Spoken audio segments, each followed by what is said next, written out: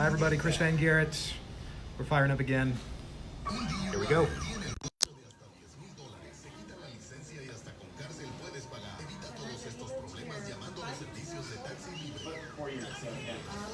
your daughter is just she was pretty young, yeah. She was less than a year old. Yeah. What brought you from? Where were you from? Well, I grew up in Glendale. I grew up down the road, and over my life, I moved as far east as I could, and then until I got to the point where I was either going to move higher up the hill or downtown. Because urban areas have been, in this country, have been revitalized, and where my life was closer to downtown, and when the opportunity to live here came up, I'm like, I'm going to do that. I'm not scared of this neighborhood. Are you scared of the... No. Are we going to get this done? Which stuff? Do you make this the state better, higher quality of life? I think we will. It's just a matter of how long it will take. You got to pay And who's your going to guy. benefit? Is it going to be more developers from, you know, the downtown core that take over and build things up and then price people out, or are we It's going everywhere to? you outpace the way I'll get behind there. This is an interesting conversation. Well, one of the things. So your question was, Well, I think it's inevitable that it will, this area will get developed. Because you can just go along North Temple and you can see development by development by development are just creeping this way. But in the gentrification aspect, I think we got some folks we gotta really see how we're gonna take care of. As somebody who moved here 12 years ago, for a while the same thing you're talking about, I don't want more townhomes that are springing up in 48 hours, coming over here and kind of taking out the life blood and the flavor that, even though you can talk about like what is unattractive to see, there's also just little gems of areas that we want to preserve, and you don't want that gentrification to blow out. how do we stop I that? think it's inevitable. Well, I definitely have to love that. And first off, I love the neighborhood over here. I love the people that live here. I love that it's a culturally diverse and rich neighborhood. And that is great. What's happening with the development in this area is it tends, especially if it's got any sort of density to it, it tends to be rental. And we need more ownership opportunities. So anytime I talk to somebody who has any little bit of power, I tell them, hey, we need condos. We need townhomes. And we don't have condos because of the Great Recession and the backlash there. There were condo developments in Florida and Arizona that didn't get finished correctly, so there were class action lawsuits. As a result, the lenders and the insurers went into speed up here. That's why we don't have new ownership units that are smaller. And when we're talking about affordable housing and you're looking at the product mix that younger people want, they don't want units. They want condos, and those are at a ridiculous premium. Why would the market figure that out? The market can't. And I suspect that what will happen is a lot of these things that are being built as apartments now, when the market shifts, they'll get converted to condos at some time in the future. But I think there are going to be folks that want a yard and do want to take their kids to the soccer field and the tennis courts and other things that are really plentiful on the east side and aren't as plentiful on this side. And so I think it's got to look different than the sprawl that's springing up overnight in town. Condos got to be different than Well, there's that. There's also, when you look at the amenities that are in this area, when we talked about, I talked to the scheduler yesterday, and she's like, well, we'll just find a coffee shop by where we're at. Well, there isn't one very close. It's down there, and there isn't one that way. And when we we've got a coffee truck, Buzz Coffee, which is great. To have that around. Not like you see, you know, even 5 blocks that way. And we're in this kind of a so one of the great things that's being discussed is the development of a public market at the fair park, which will bring in food vendors and restaurants. And I've seen some of the plans. Once a week or regular every day? There are different phases that are being talked about, but yeah, it would be several times a week starting out, including nighttime, so weekend nights, and then as it develops, it's something that could be taking place 5 to 7 days a week. So I'm in an awkward social situation because I'm doing this 24 hours. I finish 4. I don't know when food is going to come again. My guests have kind of already eaten or they're not hungry. Yeah. So now I have to sit here and eat in front of them and you because it's 24 hours and you know we're kind of doing so. I'll cut you a break. I'm gonna go ahead and eat whatever that is. I'm gonna send some nachos over and you can chew on them. Well, what's interesting is, although, you know, no restaurants have Ricos and marijuana, I mean, there are like really special places here and there. Alche is that way, yeah. And there's a little hole in the wall down that way. That's it's a Salvadorian Oh, restaurant. I know that place. You wouldn't know. There's a little taco place across from Alche. Súper contento, Dani, de estar aquí contigo, como ya es Yeah. costumbre. My husband and I always Contento get a este Christmas viernes. cheesecake from ¿Cómo te la pasaste ayer, día del primero? the place. Todo me encanta, yo no tengo antier, ¿no? But Alche is really interesting. I mean, it's Vietnamese and Vietnamese. Llegaste con alcohol. And my vegan friends, like, that's why they want to Claro, go. claro. Also brew pubs. Y de There's porochín, a ton ¿te of brew acuerdas? pubs. I mean, that's what's popping up. No, no.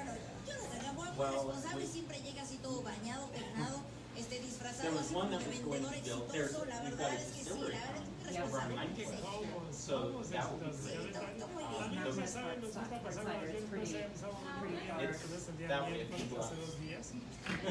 My little Johnson nature has really turned around my sense of direction. Your Denver direction. So you guys live here. You're passionate about where you live. You love the neighborhood. You see problems here. You're not applying to this. What can the city do? What should we do? What's our next step? Where do we go to make this part of the desert really like a road? Well, the city's done, has taken a lot of steps. Oye, For presúmenos instance, que vas a this tener. corridor is an Claro que RDA sí, el día de zone. mañana vamos a tener casas abiertas, así es que paren bien la oreja. Amigos, una de las casas, esta casa está realmente en desarrollo está en la 1538 West, por ahí de la 55 Sur. El West Jordan, muy cerquita del Freeway del 15. También está a unas cuantas cuadras de la Redwood Road y muy cerquita de lo que viene siendo el 215. Así es que aprovechen esta oportunidad, 4 recámaras, 2 baños, 2 salas, tiene techo para tener un carro y está lo que viene siendo una calle cerrada en Pasac. Y esta casa, el precio de lo mejor de todo, solamente $289,900. La casa abierta va a ser este día sábado de 1 a 3 de la tarde. Así es que amigos, aprovechen, esta es una oportunidad única. Si quieren ver la casa, llame al 801-810-5405. Por otro lado, vamos a tener una casa en Clinton, una excelente oportunidad en la 2348 West 800 Road. They afford a house now. Esta casa es propiedad para tener sus caballos, Where are we las now? vacas, los Well, becerritos, this area was quiera sus affordable chivas, 4 years ago, up until about last puerquito, year. yo dije decimos sus chivas, pero bueno, es un puerquito. Entonces, amigos, tiene 2.18 acres, tiene el establo para los caballos, tiene, está lista para que vayan con sus caballos allá. Y la casa tiene 3 recámaras, tiene 2 baños, tiene una cocina totalmente remodelada, tiene garage para 2 carros, así es que aprovechen esta oportunidad única. El precio solamente, escuchen bien, de $369,900, solamente You get a house here. You get a $369,900. house, Look but how close you are to the Amigos, cemetery. But again, llámenos Russ and I, para when que we les moved podamos here ayudar January a ver esta 2007, casa, cualquier we otra, recuerden que es una propiedad like para tener 190 caballos. for our Llámenos house, al 5-bedroom 801 house, 2 bathrooms. 810-5405. Ya que estamos hablando por ahí de la ciudad de Clinton, What would have been if hay you dos had waited casas till que after the tenemos en crash or Londres. something, Una en la 2004 West, Been a lot better. But it would have been better by Tiene 5 recámaras, 3 baños, 2 But Well, you're cocinas, rich. we're, dos yeah, we got a lot cocinas. of construcción dos Right? I salas. mean, we could, what are we gonna Esta buy? casa A fue nice remodelada condo? A por ahí nice hace condo unos 2 downtown? años y vale la if you pena want que a la house, vean. you kinda gotta Ahora sí stay que in aquí the pueden house vivir you con la are. familia juntos, pero no But I revueltos. worry, I El mean, precio, lo mejor de todo, solamente you're in the same position, $275,000. you know, Definitiva 2017, otra casa más en Roy, 2007. 5326 Sur, Vista Drive, una casa en excelentes condiciones, 3 we would've recámaras, been- 2 For baños, you, 2 salas, coming garage 4 or para 5 2 years ago. carros. La Yeah, dirección, well, repito, I paid 5326 Sur, just a Vista little bit Drive, more than está you en paid venta for por yours solamente for a $259,900. 4-bedroom, 1.5. Escuchámenos, realmente son excelentes las oportunidades. And Lo único que tienen que hacer what es it was marcar originally priced a qué at. número, David.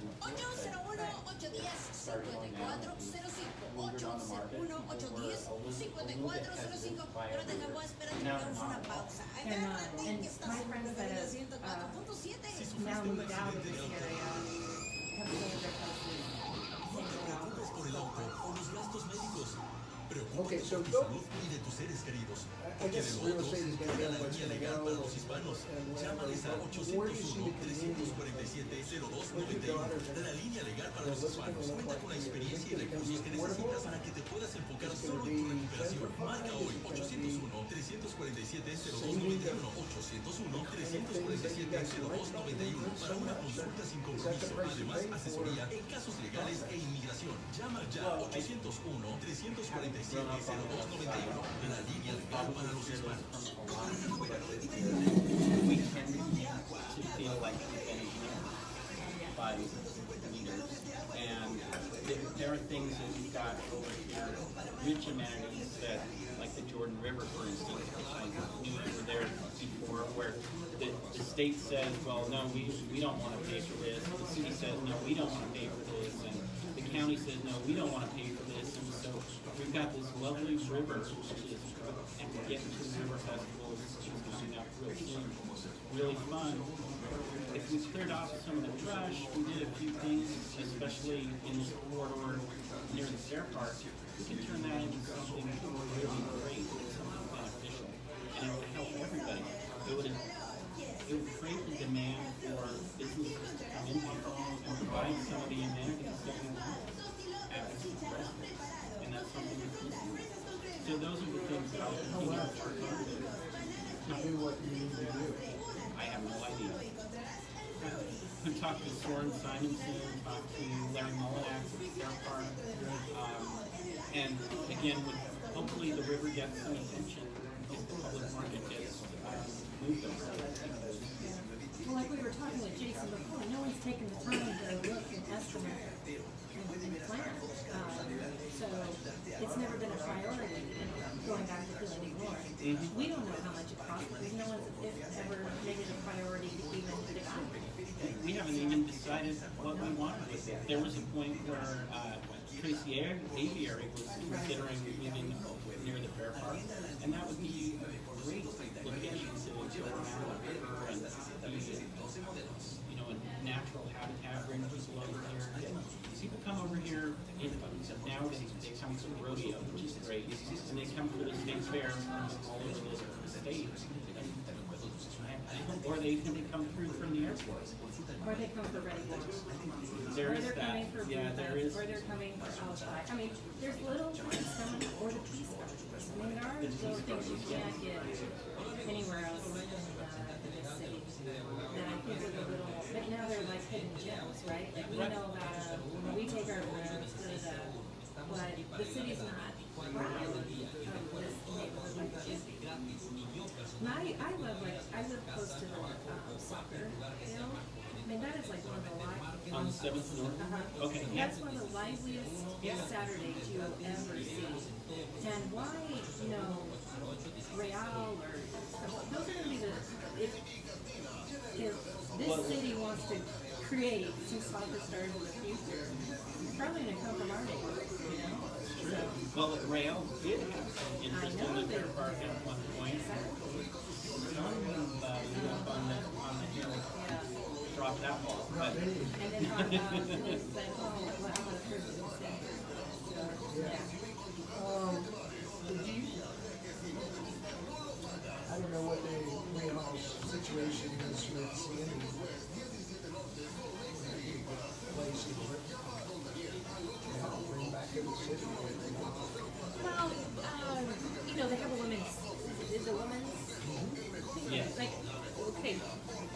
know that, right? I mean, I'm not an athletic supporter, you know? I know.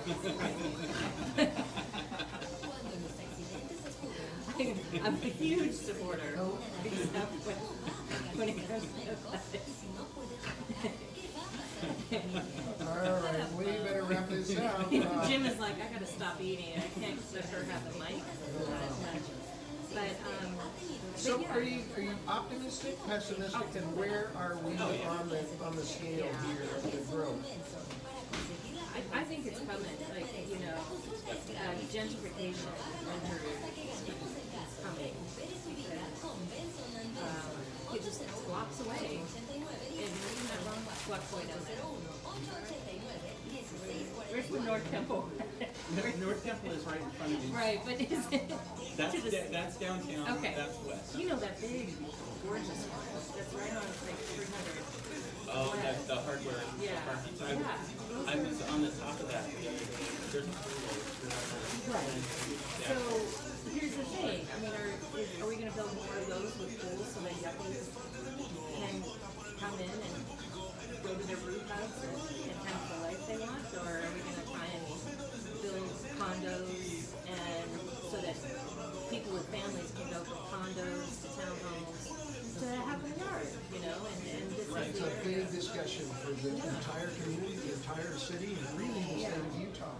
But Because block what are we by gonna block, do? it's coming. If we're gonna grow in this neighborhood, we have to have ownership opportunities that are new construction. Oh, that's a perfect thing. Let's talk There, to, there is no doubt about that. let's get with Sarah, where did you The right Okay, great. We need to sit down with Scott Anderson from Vine and people that have no money and say, okay, guys, I think ownership, there's nothing wrong with renting. I love renters. That certainly is a choice. A lot more young people are making. But we also ought to make available for them the financial possibility if they choose to just make the decision to buy. And that means condos or situations where we don't have. So let's talk to the lenders and say, okay, what do you think? We can go with us. That would be great. The RDA has funded some bridge financing for condo projects like that. But that's not in this area. And Science Bank has been very good at investing in this area as well, including a new stadium at the Fair Park. That was built a couple of years ago, supporting the rodeo. Let me ask, one of the issues I just find as I've been going door to door is this horrendous barrier to all of us coming and going, and to public transportation with these trains. And that there just aren't enough. So let me ask you, I had some community people say to me, take 8th South and 9th South and do some kind of a train trestle across them. Well, so that cars could go underneath it, or the trains could go above, or just figure it out. Because our public transportation and our ability to have a life is often dependent on, how long that train is going to Right. be. Sometimes they can stop for 40 minutes or longer. And who can afford that in life now? So, as we're doing things, and as we're figuring out money, and as we sit down with Union Pacific, it seems to me that could be a good priority to us, to say to them, all right, we need some help here. It is a concern, and it's an acute concern when you're talking about building an inland port that will require more train traffic. I mean, we can't take any more in this neighborhood. My understanding from those developers, though, is that those trains aren't intended to go east. So they'll do a circle with the big rail yard that they put out there, and so it could actually decrease train traffic in these neighborhoods, which would be great.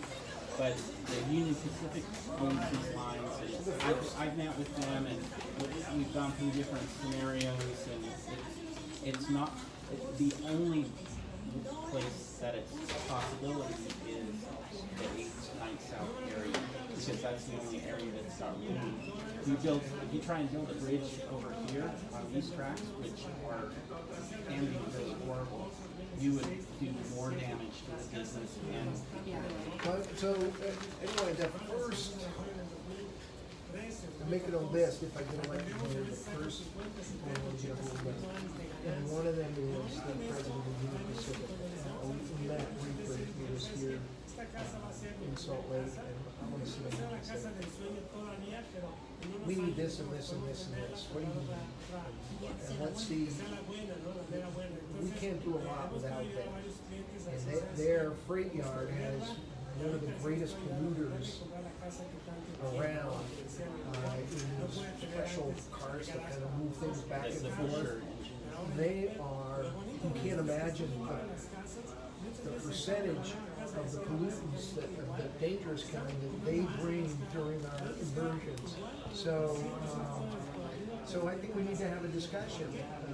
And inland port, I mean, as a resident, I'm really worried And about the inland port, of course. the pollution possibilities out It's of there, interesting so. that Union Pacific is totally against the inland port. Right. Because the inland port is in effect being built primarily to create competition for Union Pacific Right. with other railroads.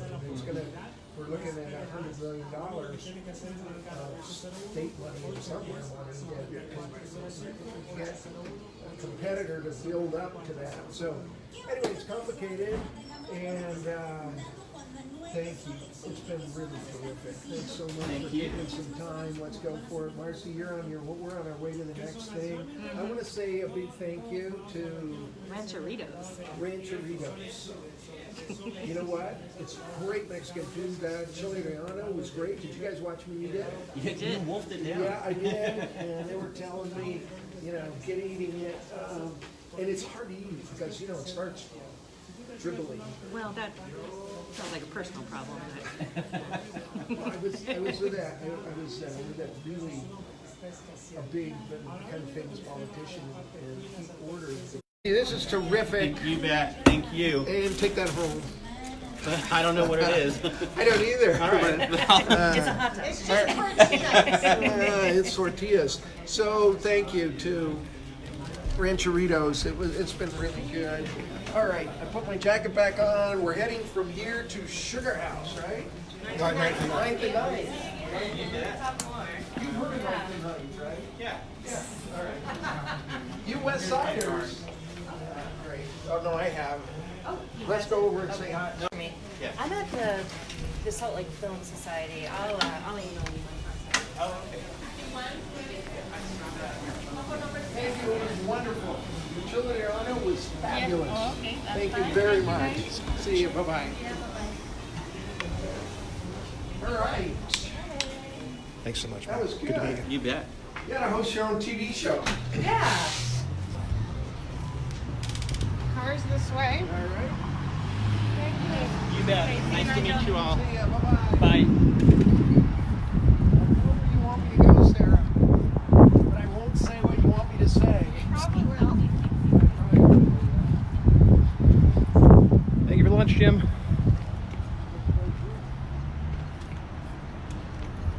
I'll go on this side if you want to go on that side. Yes. I'll get for you. Thank you, sir. Yes. That's Tom, our driver. I could never do what you just did. Who, until he retired, was Utah's greatest lawyer. Started a big law firm and gave it all up to move to Arizona and Utah, really, right? Yep. How many grandkids, Tom? Now I've got 7, thank God.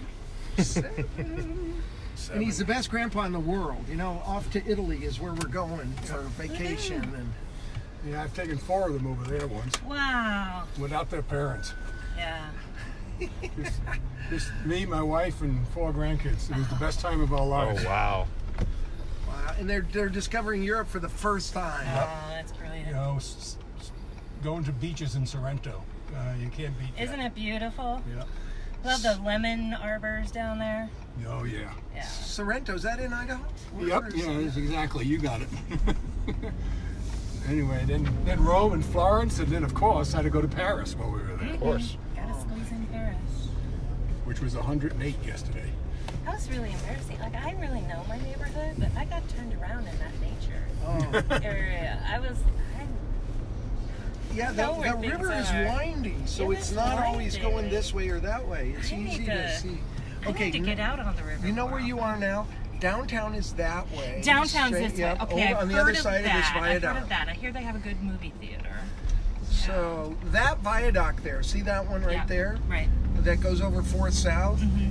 That got done because it was a young whippersnapper lawyer working for Ben Mm-hmm. McAdam, anyway, he was working for Ralph Becker, and everybody said it can't be done, Right. done, and Ben McAdams did it, and he got all this money and whatever. Was it So Becker or it was Becker. Yeah. So what I'm thinking is that we ought to call that the McAdams Memorial. Becker.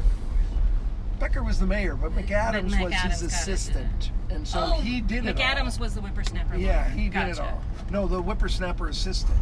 Was the whippersnapper assistant To Mayor Becker. to Mayor Becker. And now look at him. I love And that. now look It's at him. fantastic. And speaking of looking at Ben, we're going to be looking at Ben and picking him up at the airport tonight at what Ooh. time, Sarah? 7:45. 7:45 when he comes in from D.C. And we're going to have him on tracks until whenever. 20 minutes or so. So 20 minutes.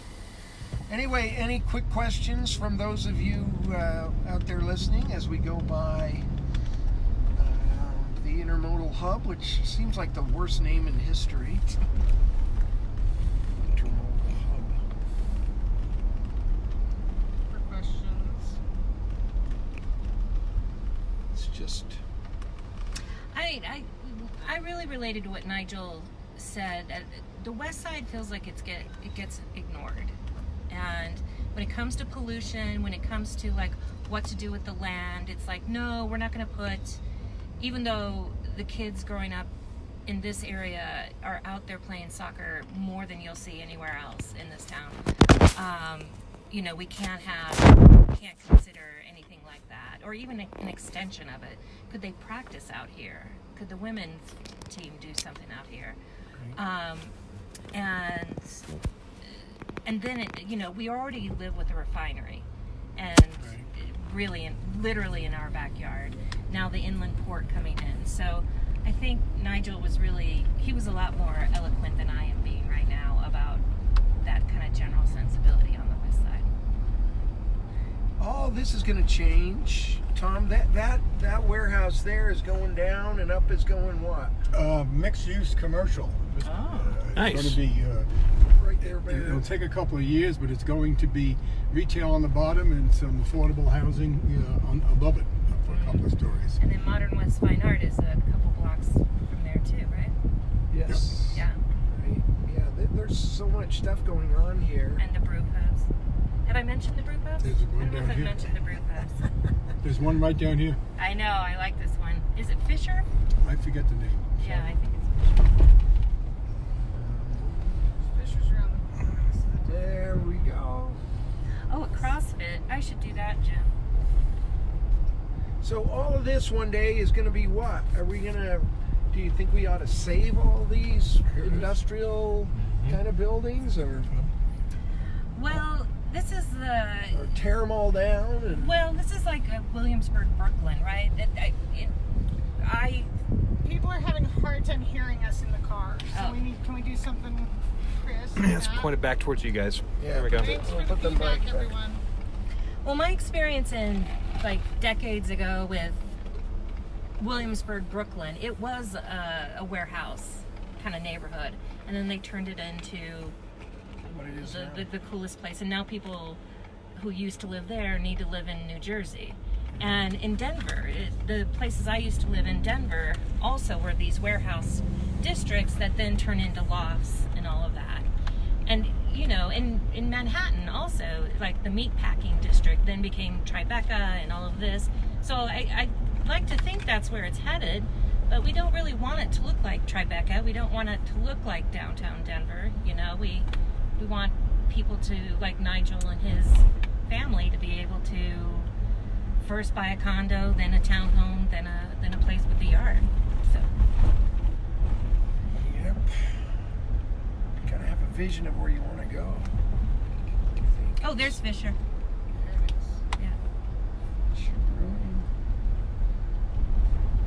where? And Keto's is around here. Up here.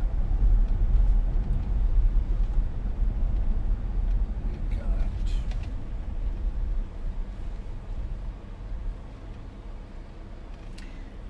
You know, when they first were talking about doing tracks, I was on the radio on a K-Talk on call sometimes, and you can't imagine the pounding, the yelling, the screaming about how this is never going to work. Utahns are never going to leave their cars. It's a dumb idea. Why are they buying all this land? It is. There's never going to be those kind of crazy population things. This is the 80s. And imagine now trying to do tracks from scratch. Right. There's a place where you just need some people that have vision and a little bit of courage and do stuff. Yeah, because it gets to a point where you can't break in and yank things up to make it grow again. Right. You know, I mean, the stuff is too fixed on it. Exactly. I mean, there's a lot of hidden water under our city that I just think would be wonderful to bring it up and to have these beautiful water flows that go from east to west. But how do you do that? Yeah. I mean, you can't rip up whole blocks of residences or big buildings where the water's going underneath them in culverts. But Italy knows how to do that, right? They sure do. Yeah, they have a fountain. Every town has every neighborhood has its fountain piazza area. Of course, they started 2,000 years ago doing Yeah, that. that helped. exactly. They've been focused. So, Jim, to answer that a little bit, we on Planning Commission, that's one of the things in the master plan, is when it makes sense to a big project's going in, they daylight some of the water, and so they'll do it in chunks where they can, and we demand as a city that be built into people's projects. So that's a long-term ask. We're not going to do that overnight, certainly, but you do that over decades and decades. So if and you buy some land and there's the culvert runs underneath it, then they can make you. They can't. You have certain rights, but if you're coming to the city to maybe get around, not around. If you're coming to the city for exceptions, or you're coming to the city, you're wanting to be a partner. How can we contribute? That is an ask the city can give. Is, well, here, this part of land we want it, or can you work it into your landscaping? Bring it up out of the. Bring it up out, and the city will work with you to do that, so that eventually. Because heavens, can you imagine if you're buying a place and it has that water feature? Even if it is multifamily, that's built into your block. That's significant. So it's a long-term ask. Yep. Look how it works in City Creek. That's pretty remarkable. Exactly. I mean, we were all so proud of ourselves when we got it all buried, and then we looked around and went, "Wait, maybe that wasn't such a good idea." Yeah. I wonder who thought, let's take all those things and get rid of them. Put them in these cement culverts. Well, and at the time they were stopping traffic. It was, they would flood. It was dangerous. Yeah. But we have other options now. So how do we bring them up so we can enjoy them? Huh. There it is. Well, we're in what is our hour, Sarah? What's happening now? No. So we've been doing this 4 hours, so we got 20 hours. We got 20 hours left. So just cuddle up there to your device and plan on joining us. We would like your comment and opinions about stuff. And actually, this might be a good time to invite you to invite us. We need a place, a house to go to if you're an interesting person or you're a boring person. We don't really care. If you live in the city and you would like us to come by between 3 and 4? 3 and 4 in the morning. 3 and 4 in the morning. We'll be there. Just you can direct message me or you can text us. we'll come by, we'll bring our lights, we will set up, and we'll talk about you and your neighborhood and your life. And I may snooze a little in the corner when you're talking. It wouldn't be anything personal. It will just be, me. So Your little disco nap. if you're available, or if you're having a barbecue tonight, we could flash by for 5 minutes to your barbecue or your party tonight. It's Friday night. And you probably got all that stuff left over from the 24th that you're thinking, so you're going to invite a few people over.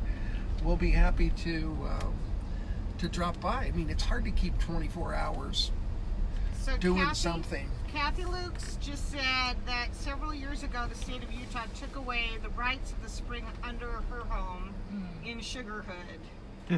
Ask her if she's the famous You ask director her. and actress. Is that the same Kathy Lukes, or is this a different one?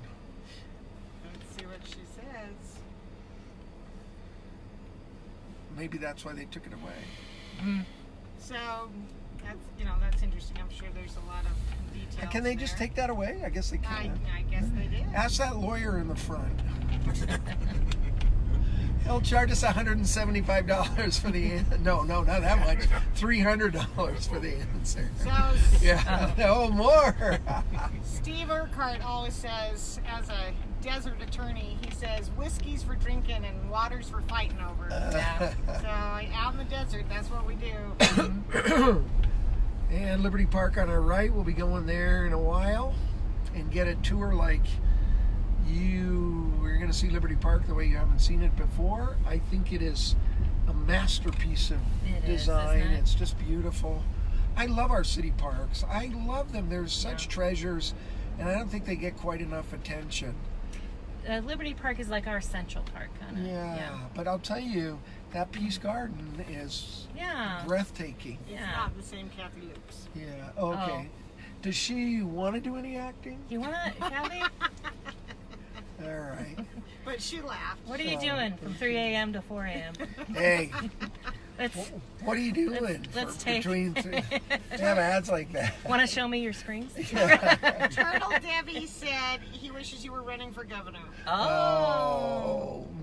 Thank you. But I only run for things I got a shot at, and until you can get me, there's 500,000 people in Utah County. Give me 10,000 votes in Utah County, I won't run.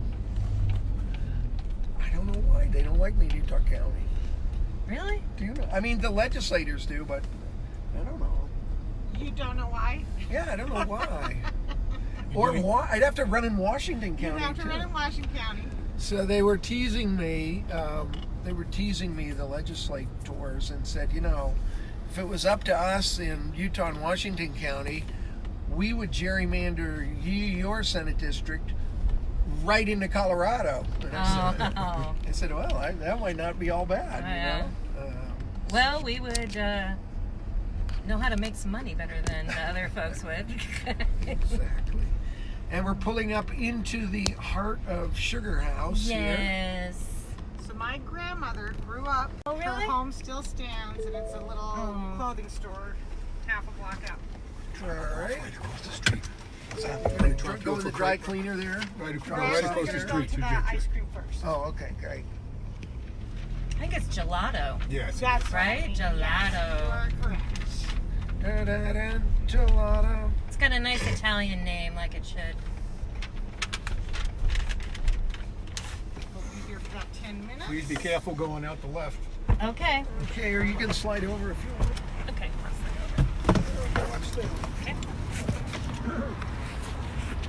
All right, let me we'll wrap it up here. So here's where we have left the west side. Had a great bite of Corigliano. Now we're here in the heart of Sugar House. This is 9th and 9th.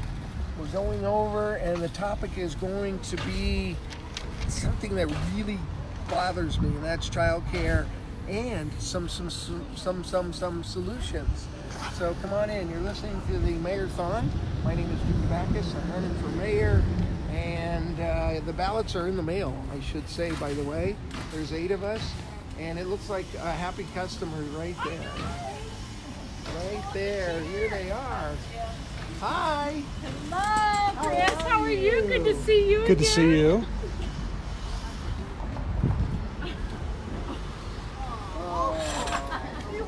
There we go. Hi, I'm Jim. This is my daughter Meredith. Hi, Meredith. I'm Vivian. Hi, Vivian. And who's Everybody. this? Vivian. I'm Marcie. Marcie. Meredith? Hi. Hey, how is the ice cream? It's good. Can I have some? He said he loves this ice cream. Oh, no, I'm just kidding. What a generous. Oh, it's so nice of you, Do you guys know each other? This is Valentine's. Hi, Valentine. You're adorable. Here, turn around and let everybody in America see you. Go this way. Go this way. There we go. Valentine. Oh, now She look wants to look at you. Look at the crazy guy. Look over there. Look at the guy with the blue hair. I know, right? Awesome. Thank you. Thank you. Do you want your hair I'll give you her like that? number. She was great. She was fantastic. Excuse me. Coconut rice. Coconut rice? Ah. Sticky rice. Coconut sticky rice. It's really, really good. Paige Yeah. Checketts is the executive director of the Utah Child Care Cooperative, and you got me all worked up. Right early in the campaign we met, and you said, what the hell are you going to do about daycare? And if a parent is making minimum wage, which gives them about $1,139 a month, how are they supposed to spend $1,000 per kid in childcare? And I went, well, they could put it on their Visa or MasterCard. And he said, but we're not the federal government. We need a long-term solution. And I mean, it's kind of followed me around like a stink bear. And every time I meet a parent, and most of the time, let's face it, it's a woman, and I say, okay, what are you doing about daycare? How are you paying for it? What's it going like? Then why don't we get back, because you've got to look at me and the camera, and it's very awkward. So I can hold it if you want. So we talked about some real serious, interesting solutions. So why don't you kind of look that way a little bit and explain what they are and what you're doing and how we really can help people in this situation. So Jim, the low-income families, they're getting subsidies. So the state, the federal government is helping to alleviate some of that high cost. But once you get to a certain point of income level, then you lose your subsidy. And once that subsidy is gone, then it's up to you to pay that full amount of child care. So for instance, I'm here today with my grandkids because my oldest son and his wife choose to live in Salt Lake. They live on about 900 West and 4 South. And in order to afford a house there, they have to have double income. Crucial. So what they've had to do is he works during the day and she works in the evening, except on Fridays where I help out. But because of that, she can only afford, or she can only find shift work. You know, she can only work in low-income jobs. So she left a high-paying job. She has a college degree. She left that high-paying job to actually scoop ice cream because she could work at night and not have to pay for childcare. Not here. Last course. I'm just worried about the angle. Yeah, let me put you over put me right where you here. want me to go. Okay, that's good. That's better. That's good. Okay, So- so look, there's thousands of parents, women in Salt Lake City, that this is a big, big, big deal. Big problem. And the solution, we feel like the solution is to work in some kind of cooperative. That's why we're called the Utah Child Care Cooperative, because it's going to take everybody's part to make it happen. What we want to see happen is that in business developments and residential developments, that a child care center is just included, and that businesses can incorporate child care benefits into their employee benefits packages, and they can help subsidize the child care so that we can increase the quality of the child care without burdening the families anymore. I mean, you have some examples. There's a very big bank that moved into town, and they just couldn't get or retain a lot of the help that they wanted because people were way too concerned about their child care. It wasn't available in a way that was convenient for them. So this company went and kind of started their own child care. They did. They have locations all throughout the United States and internationally, and this is the only location that this big company did childcare in because the need was so great. So we could do something following their model, for example, where we took RDA land and there's spots of it everywhere, kind of just an isolated lot here or there, and went to an employer and said, look, we're willing to help on the land maybe, you guys do this, we'll find this program, we'll figure that out. In exchange, we'll put a certain percent in as like affordable housing, but affordable child care. Right. So the city's participating, we're getting the big companies that, let's face it, it's an issue, it's a problem. It's a problem for companies. It's for They their have a bottom hard line, time it's not holding like on a to their- gift. And even better, Jim, not having one company do it, have a consortium of companies. So several companies. So if you're a smaller company, a small business, and you want to provide child care, you can't afford to subsidize a whole child care center. But if you went in with 9 other companies of varying sizes, together you can subsidize. And you got a that. certain number of slots. And you get a certain number of slots based on the amount you put in. I mean, Sim Gill showed me around in Salt Lake County, and they have in the district attorney's office, they've got a plan there. They've got a nursery, and so anybody can drop their kid off. They still pay for it, you know, but it's at a subsidized rate, and their kids are right there in the building. It means a lot to parents to be close to their kids. So, how do we do this? What's the next step? How do we get it going? Well, I'm meeting with the chamber on next week and gathering together with developers and business leaders and thought leaders, and we're gonna try and get something going. Feels like it's raining. We'll give it another 2 seconds. So and Should we go inside? Well, yeah, why don't we go inside? I wouldn't normally, but I got to stay in these clothes for another 20 hours. Oh yeah.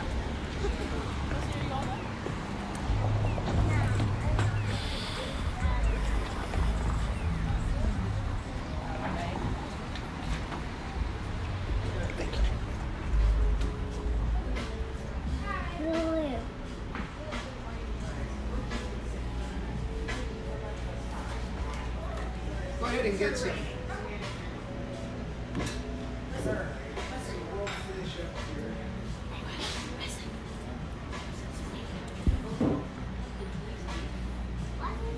Do you want to come over here? That one's mine. We got yours. We didn't forget it. All right, so we figured out the. Oh, you are just abandoning this poor little one. I got you. Here, come on over here. Go on that side. Get on this side of the. Listen, come over here and eat your ice cream over on this side. Come on right here. You're so cute. There you go. Yeah. See, say hi to the camera. So can you say hi? We want to see your new version. Is this new? Do you like it? Yeah. He's got a pretty good daycare. All right, so the city, in partnership with corporations, developers, a lot of people putting it together, and it solves a lot of And problems. the Department of Health, we all need to work together. Everybody has a part in this. And it's for the benefit of our families and our economy. Because people that want to work should be able to work. Yeah. And they should be utilized at their maximum capacity. And they should not have to seek progressive raises because they're going to lose their subsidies. That's what, that's a terrible problem. Yeah. Right? That they don't want to earn more money or get a raise or get a better job, because then they'll lose their childcare subsidy. It just keeps them in that poor place. Frankly, So that's why I stayed in the Senate. I worked for that money because I didn't want to lose my childcare. well, we definitely need subsidies for low income. We appreciate it. To get them, yeah. Good job. Have you met Marcie, by the way? I did. So, I'm not a patient man. What do we do? How do we get this done? How does it work? What's happening? Well, I've talked to the RDA department, and they've said, here's some places, look at them, see what ones fit in, because there are regulations and important things you have to consider when you build a child care center. It has to have an outdoor space, it has to have certain types of exits, it has to have a kitchen. So they said, go and look and see if this is conducive to what you want to build, and get back to us, and we can help you create something with that. So we're working with them. We're working with some developers that are interested in attracting businesses to their business developments. And So if you go to Blue Cross Blue Shield or big employers, Amazon, or Adobe, or the LDS Church, or eBay, or whoever. you can go over there. What's your name? Wesley, are you sure? How old are you, Wesley? 3. Is this like this, 3? Yeah. Or this? Can you count to 3? 1, 2, 3, 4, 2. Good boy, Wesley. All right. You can go over with Mary and Dan. All right, there you go. He likes his ice cream, doesn't he? How many grandkids do you have? 3. 3 of them? One other besides these guys. And honestly, I want this for my kids. I want it for all of Utah, but I can see what a barrier it is for my children, my families. And I want them to stay in Utah. I want them to work if they want to. I don't want my daughters and daughters-in-law to feel like they have to leave the workforce to have a family. I don't think that that's a good setup. I think we should be able to choose. I'm a step grandmother to 4 kids, and it's complicated. It takes 3 different sets of grandparents to deal with those 4 kids, and we want it for our kids as well, and so that they have choices and can live, and so that they can have time together. They aren't just working different hours, and they're not never got to be together. What they're doing right now to make things work. Is that how you got into the consortium? Did you evolve into that need? I'm working on a public health degree at the University of Utah, so I did some research on it because I saw the need in my own family, and I experienced the need when I was in my career 20 years ago, and I left my career because I couldn't manage the night shift any longer. And I didn't have the support I needed to continue on. And I don't want my kids to have to make that decision. Yeah. And you're getting an advanced degree now, whereas maybe if childcare was different in our world, you would have had your advanced degree decades ago and would have solved this already. Wouldn't that have been? Yeah. Let's not look backwards, though. Right. All right. It is what it is. Well, it is on the highest priority level for me. Go get them. Jim, I'm not a patient man. Thank you for caring about it. Yeah, and you've really given us the encouragement and saying, oh yeah, this totally is fixable. We can do this. And nobody had really said that before I talked to you about it. So I really appreciate your encouragement and your, positive attitude about it, because I do think we can do it. Because it's good for the city. Yes. We got all this RDA, little spots that you can't do those big projects on. We've got a whole culture of business in the state that it has to be facing the heat of needing these employees. They are. It is the perfect ingredient to make it work, and you're the lady to make it work, and you're the grandchild to make it work. All right. You're the inspiration. I've been haven't been all that effective. Is it too much to ask for your vote? No. I can definitely. She has the power of influence, so hopefully, she can get her mom and her dad and her aunties who live down here. All right, cool. Well, thank you so much. Thanks, it really was Paige. terrific. Bye-bye. Bye-bye. All Okay, where are right. you off to now? We're going to Tower Theater. Okay. I guess we get to watch a movie, right? No, I'm sure that's not See you, true. Paige. We'll be in touch. I'm sure that's not Yeah, true. you know it. Hey, we'll see you later, buddy. Bye-bye. Hey, great to meet you. See you later. Bye-bye. Yeah. He's 3.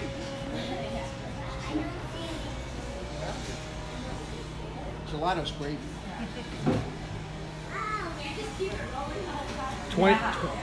24 hours.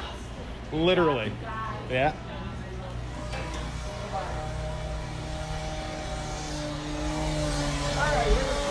Thank you. Yeah. Sure house. We continue. Come on up, co-host. You feel like, what's her name? Hey. Kathy Lee. Oh, Luke's. No, Kathy Lee. Oh, Kathy Lee Gifford. Yes, Yeah. that's right. Hold it. Wow. That's different than when you were in Denver. Yeah. Right? It doesn't get more sugar house than right here, does it?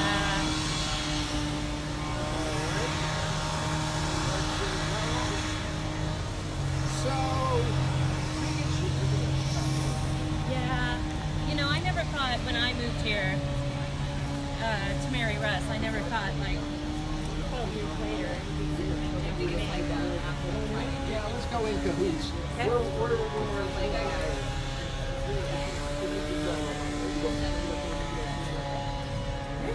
We gotta be careful in cahoots because we may need to cover the. The We motion just picture want is so to always have very, very cool stuff here. Steven, cats in space. treat yourself. Can you not be in a good mood after you leave Cahoots? Yep. It always makes you smile and there's fun, wonderful things here.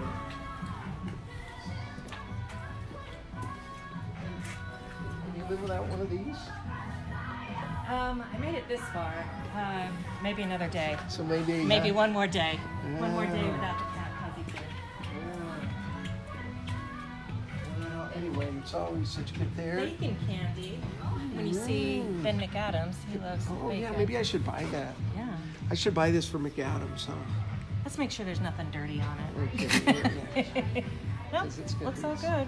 Or I could get him a yellow submarine. No, I'll get him that bacon Yeah. stuff. Yeah, that seems just right. Yes. Hi there. How are you? Good, how are you? Good. Can we get this Yeah. bacon on the Sure. candy? Cool. How are you? Good, how are you? So far, so good. Yeah. Just hitting the campaign trail. Yeah, exactly. Do you live in the city? I do. Will you vote for me? Of course. All right. Can I get another vote? 857. All right. We're going to give this to Congressman McAdams later today. Oh, nice. Because he loves bacon. Does he? Yeah, I don't know if he likes candy, though. Oh. I can Here's give him hoping. the bacon Yeah. Did you want to and the receive? candy. No, I'm fine. Okay. Did you want to look back for it? No, I'll just stick it in like I was shoplifting. Great. All right. Thanks. We'll see you later. See ya. Love the shop. It's called Cahoots. Mm-hmm. And we're going to walk through 9th and 9th, the coffee shop here, the coffee garden it's called. And then we'll just go out that way. I think it's open. Maybe they're not friends anymore. Maybe there was...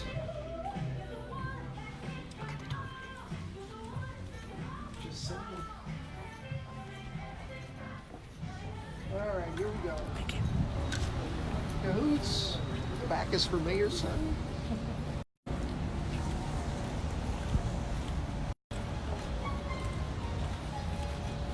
This is for the congressman.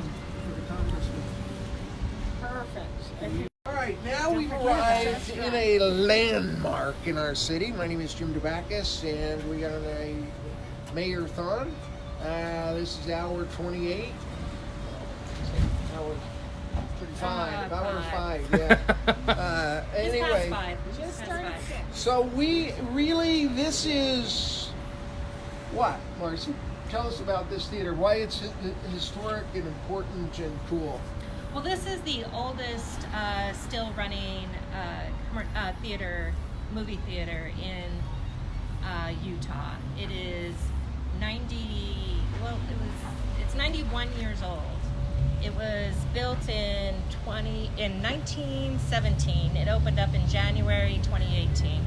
So last year we celebrated the 90th birthday and gave everybody free movies to the tower.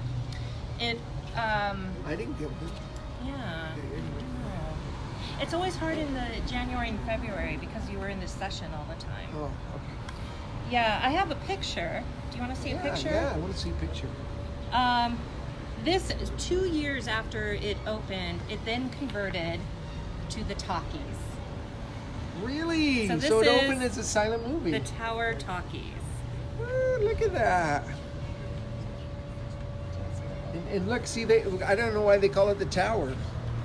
Oh, it's it was because of the 2 towers, right? Right. Well, which was designed to emulate the Tower of London. And is one of the towers? One of them still is, but it's really not the original. The original was a brick thing. So do you think underneath there might be the brick from the original tower? Maybe remnants. Yeah. So who's been here? Any idea?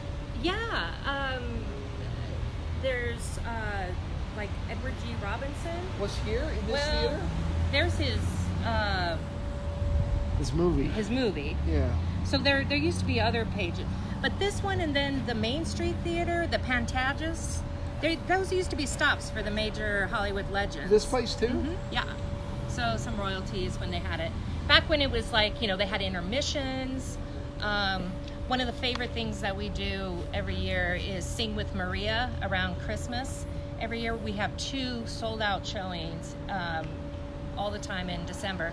We have a total intermission. Is that the Sound of Music? The Sound of Music, and everyone sings along, and we have tea during the intermission. But it's not. It's family show. It's the total family show. Because some of them are. Yeah.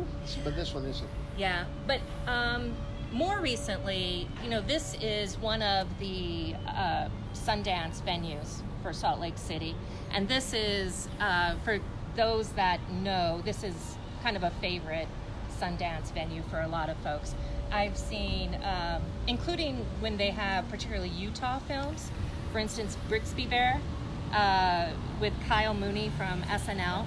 Part of it was shot in the tower. Greg Kinnear, Claire Danes. It was a big name movie. But it was really fun to be in a Sundance screening of this in the tower when you saw the tower come during on. Sundance. Yeah. I just want to get out of that room here. So I have something for people listening at home, and I need your help on this. I've seen many terrific performances here. From first time I saw Rocky Horror, I saw a British guy. And his book was called The Naked Civil Servant. And he was here, and he was about 95 when he came. And I can't remember a night in the theater. He did a one-man show. Does anybody know who that was, what the guy's name was? The Naked Civil Servant. And then I remember one year during Sundance, there was this horror show. But it was about twins that murdered people in San Francisco during movies. And everybody dressed up like them. Oh, I'm so shocked because I can't. Like, if you know that one, let me know. Sounds like me. It's called The Tower, and it's part of your chain. Yeah.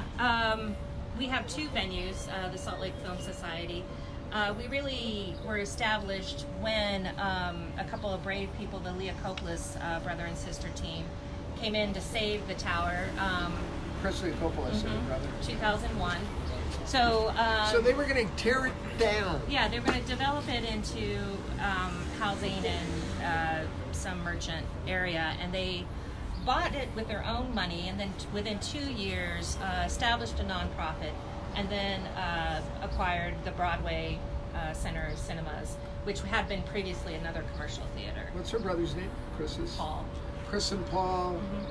Yes. Yes. Without you guys and your guts, we wouldn't have this preserved, but we wouldn't have what we have now with the Broadway and the whole. Which is another 2 screens, our Sundance venues over there. Yeah. So we're constantly in a, just like we were talking about earlier, we're constantly in a, how do we preserve, how do we maintain, how do we expand? Because it's we're expensive, right? This is not a money The older maker. it is. The other thing that's fun to know is we have probably the best video collection. We have 13,000 titles that are just there. They take up the whole lobby. Is that showing a movie now? There's a movie going on right now, actually, so you're welcome to go to the theater if you want. Yeah, definitely. Are you a student? No, I just like to write. But you're a writer. What are you writing? Mostly poetry, like short stories too. Really? Wow. Well, terrific. Will we hear your poetry one day? Maybe, Yeah. Cool. Well, thank you for being here. Yeah, thank you. And then this is where all the videos are. You have Yeah. 14,000 or not all? 13,000. Well, the covers are. I don't think we have all of them out.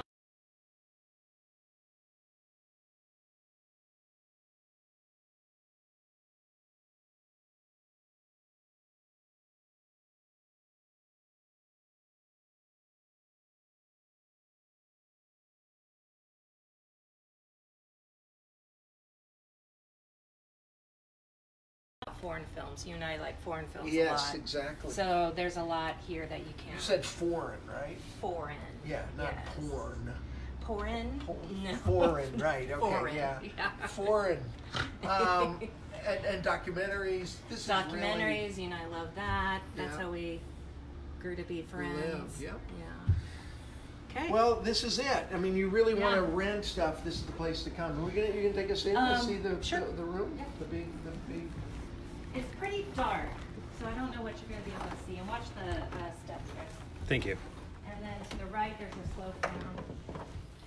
Yeah, how many times have we sat here? Yeah. And they play that. Must be getting ready for a movie.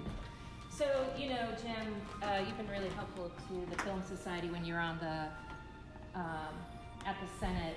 We've got new accessibility devices for people who are deaf or hearing impaired, or on their on a device that they can hear, so that it tells them when somebody's left a room or when somebody is drawing a gun out, because folks with vision impairment can't necessarily follow that with. Right. We also, thanks to more state funding, are going to get this screen replaced. Maybe older than our children. So, yeah. Both of our children? Both of our children. Yeah. We can go out this way. How about Chris? Do you want to come out this way? Sure. Might be a little more direct. You know, we like to think that over the decades, this has been a real anchor for everyone. Saving it. And you know what? I know if it was a sheer spreadsheet decision, you'd block it out. Yeah, I mean, every year, my colleagues got to look at what can we invest in, what can we not invest in, what do we got to go ask the state for, and that sort of thing.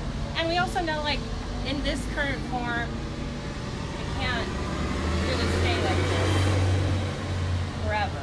You know, we want to get bathrooms better, get it into a place where people can mix and like be networking and combining and discussing the movies, because you can go and see a movie, but unless you talk about it. So do we have, do you want a coffee? Sure. Tom, you want a coffee? Oh, I'm good, thank you. All right, Chris, you want a coffee? Let's go in here. Let's go in here, yeah. Quick cup of coffee. Before Sarah knows we're gone.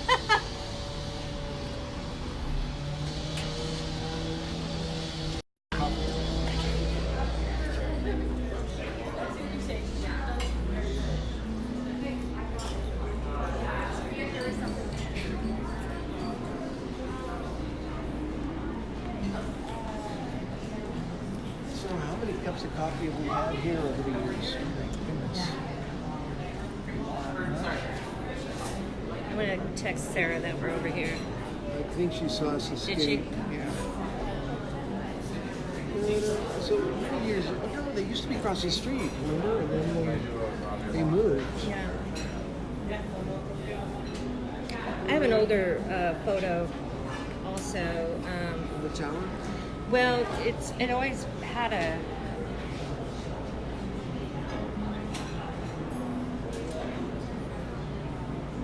This is where things kind of change a little bit. When do you think this would be like when it opened-ish? No, the talkies. Was there nothing around it? Well, there are houses and such. So right, there's a house right where we are now. Yeah, but here.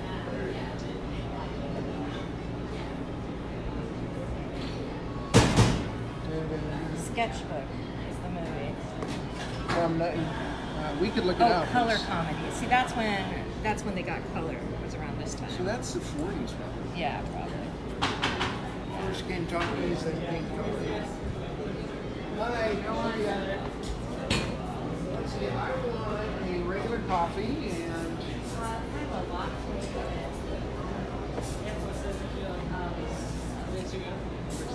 To go, yeah, and then a Diet Coke.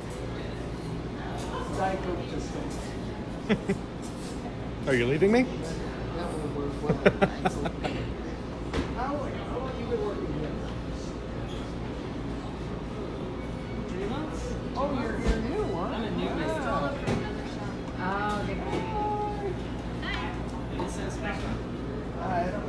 You want that size? Yeah, I'll have a small one. Okay, great. 12 ounce? Yeah, that's good. I don't want to get too. Would you like cream? No.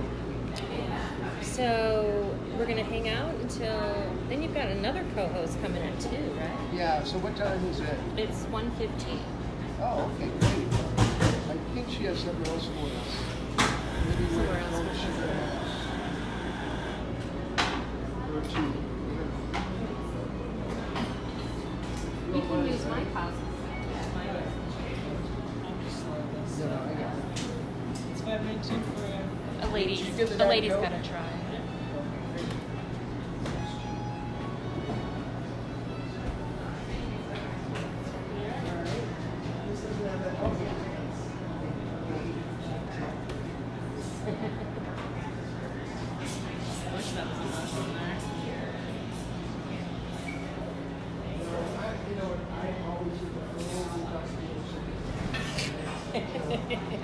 People work hard. All right, thank you.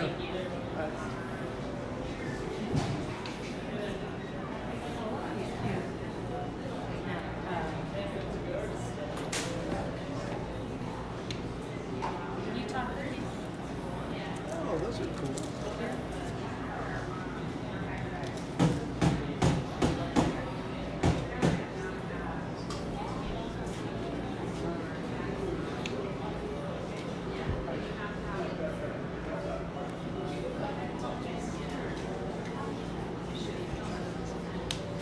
This is hour 5, first cup of coffee.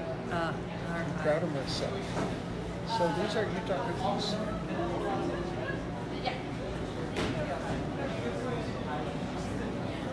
Oh, they're for the 24th, huh? Mm-hmm. Utah cookies for the 24th, right? they change them up, yeah. I'm not sure what these one are. There's a little mason jar and the Utah steak. Yeah. Cool.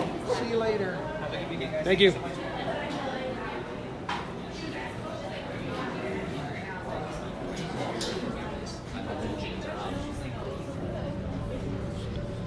All right. Here comes Mars.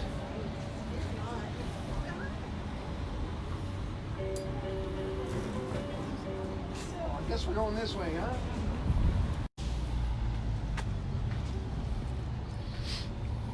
Hi. Good. I have a quick question. Yeah. Yeah. I'm a friend of Thomas Wright's. Yeah. He said you're friendly here.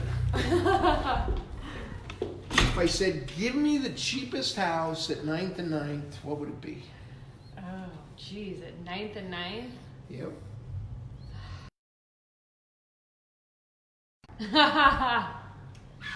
For how much? 400. The cheapest house in 9th and 9th, $425,000, and it's gone.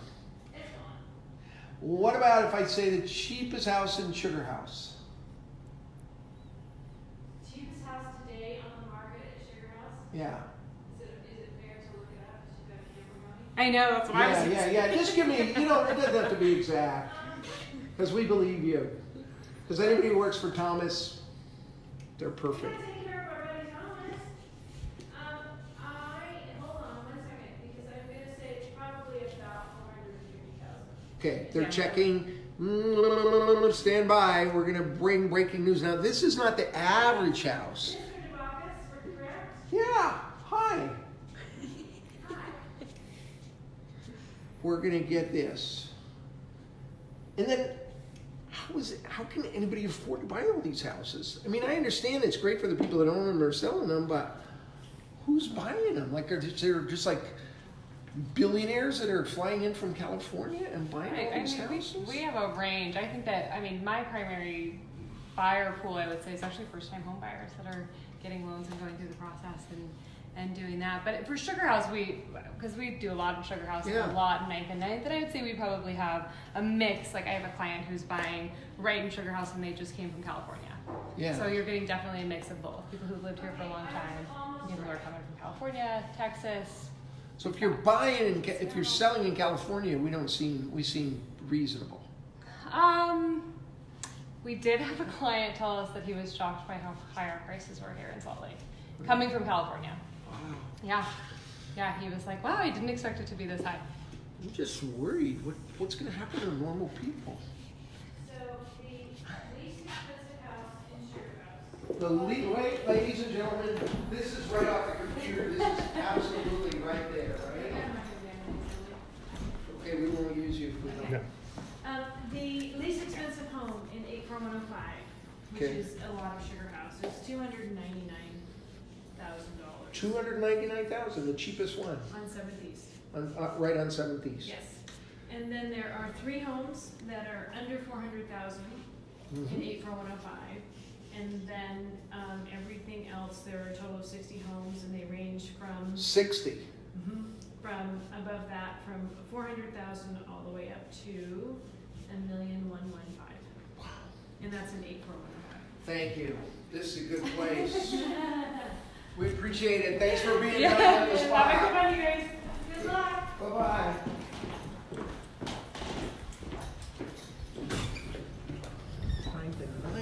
Live here. Really, when we talk about affordable housing, it's getting affordable. I think Tom left without us, but I needed to know that.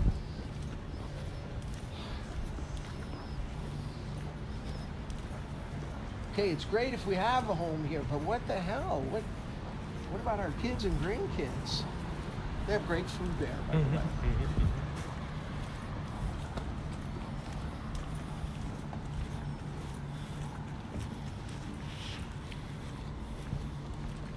He's not letting us in. There we go.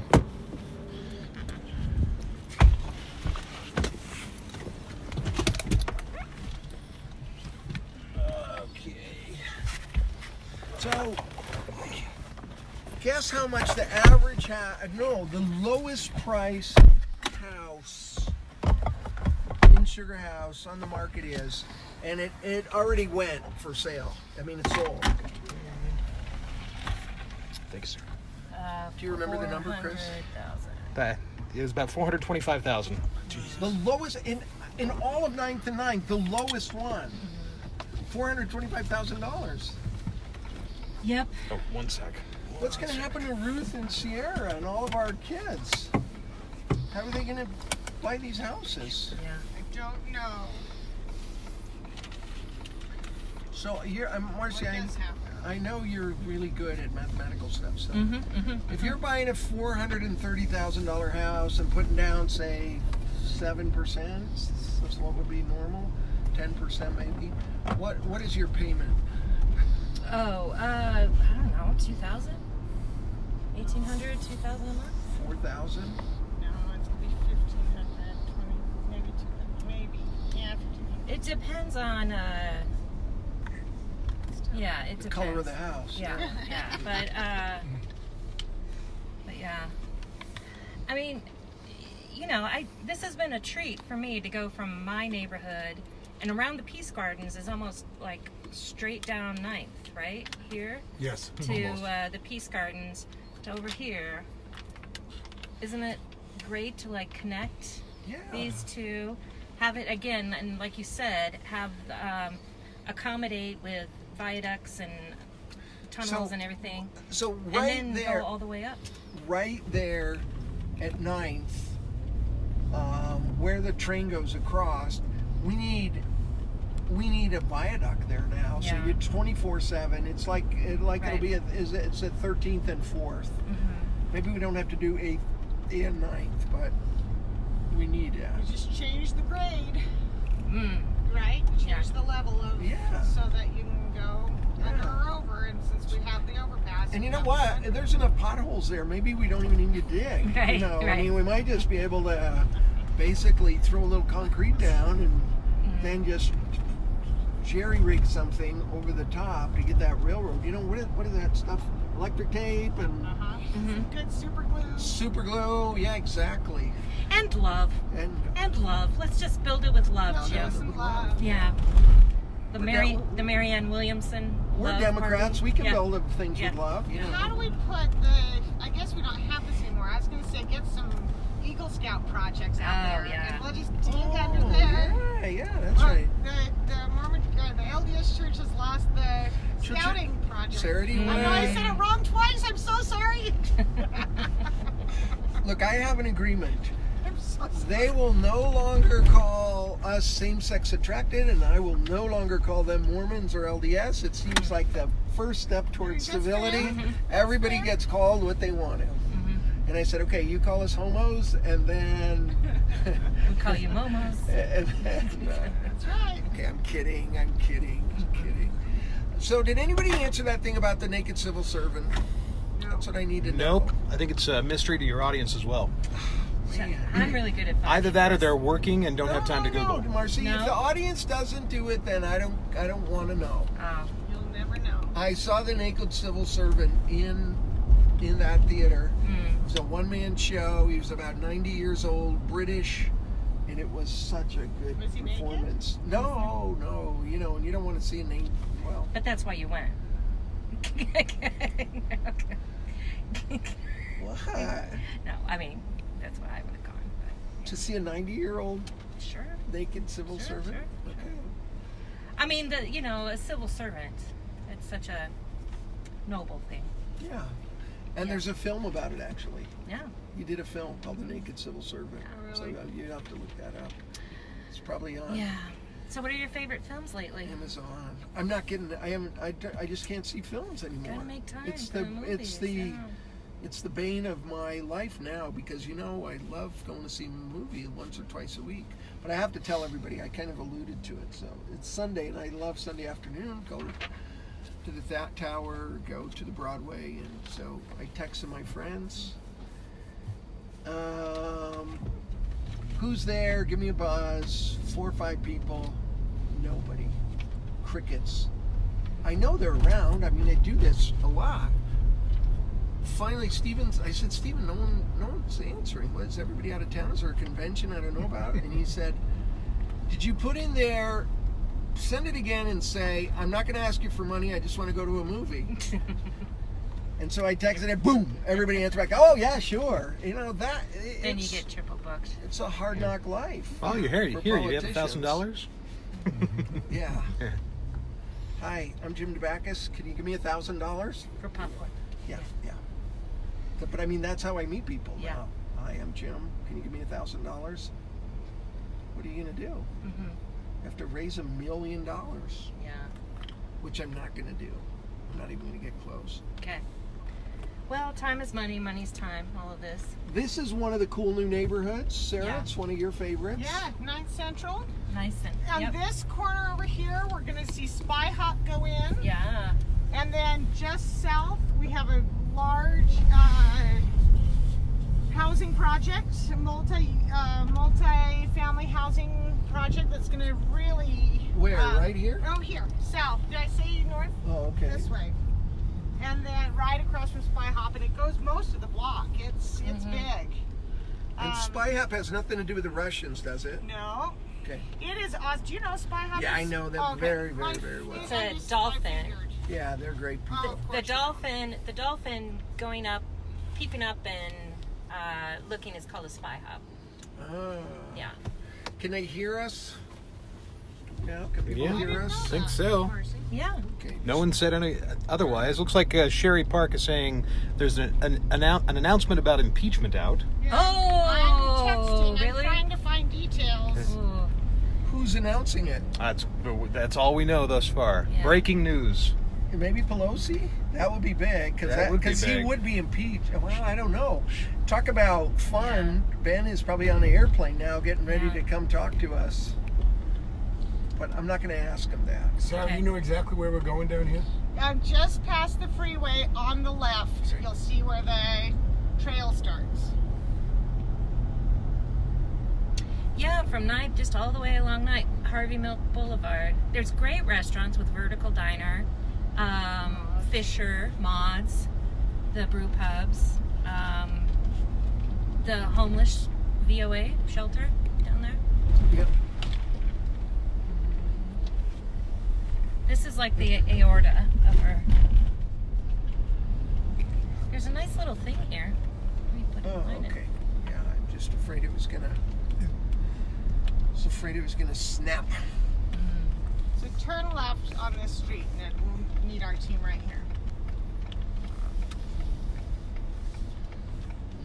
In the rain.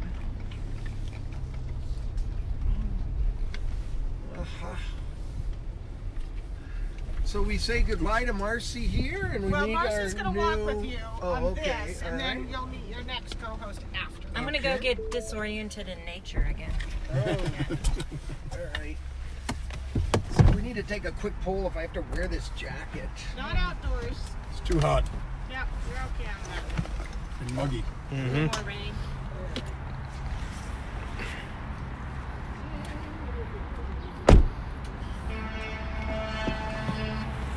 Glorious feeling, I'm happy again.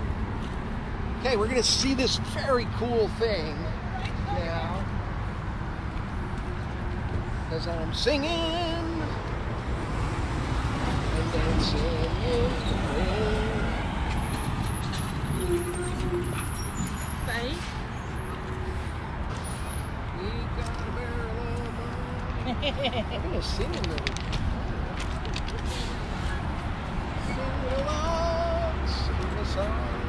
I believe.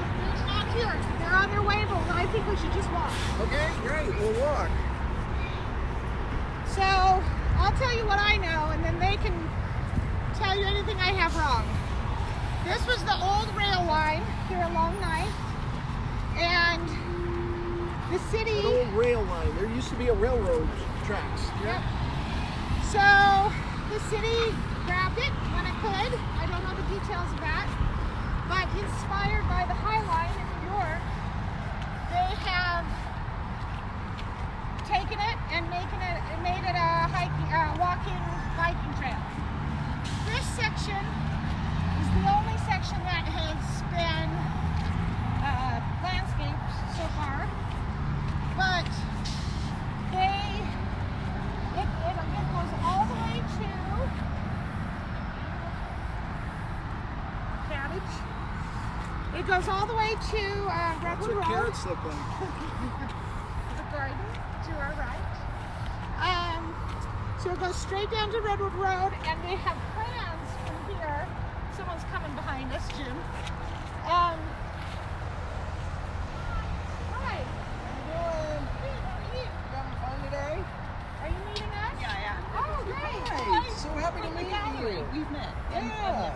Tell me your name. Liberty. Liberty? But I don't Hi, recognize this you. is Marcie. And you're biking. I'm Sarah. Hi. Nice to meet you. Good, thanks for coming. Yeah. So, I hope you know things, because I'm making up a few things about the 9 line. But I need someone who knows a little more. Are they coming? It's just down there. Are you going like? We're just walking this this portion. Okay. Is that okay? Yeah. I think they were talking about meeting up at the jump park as part of the thing. Okay. As I That understand way? it, but you can kind of do. No, it's whatever you guys want. We'll walk this way. Well, it's a good day for a bike ride. Have you been riding it the whole last couple of weeks? I tend to ride across town, which takes me down this road to get to the 9-line jump park, which was built 2 years ago for dirt jumping.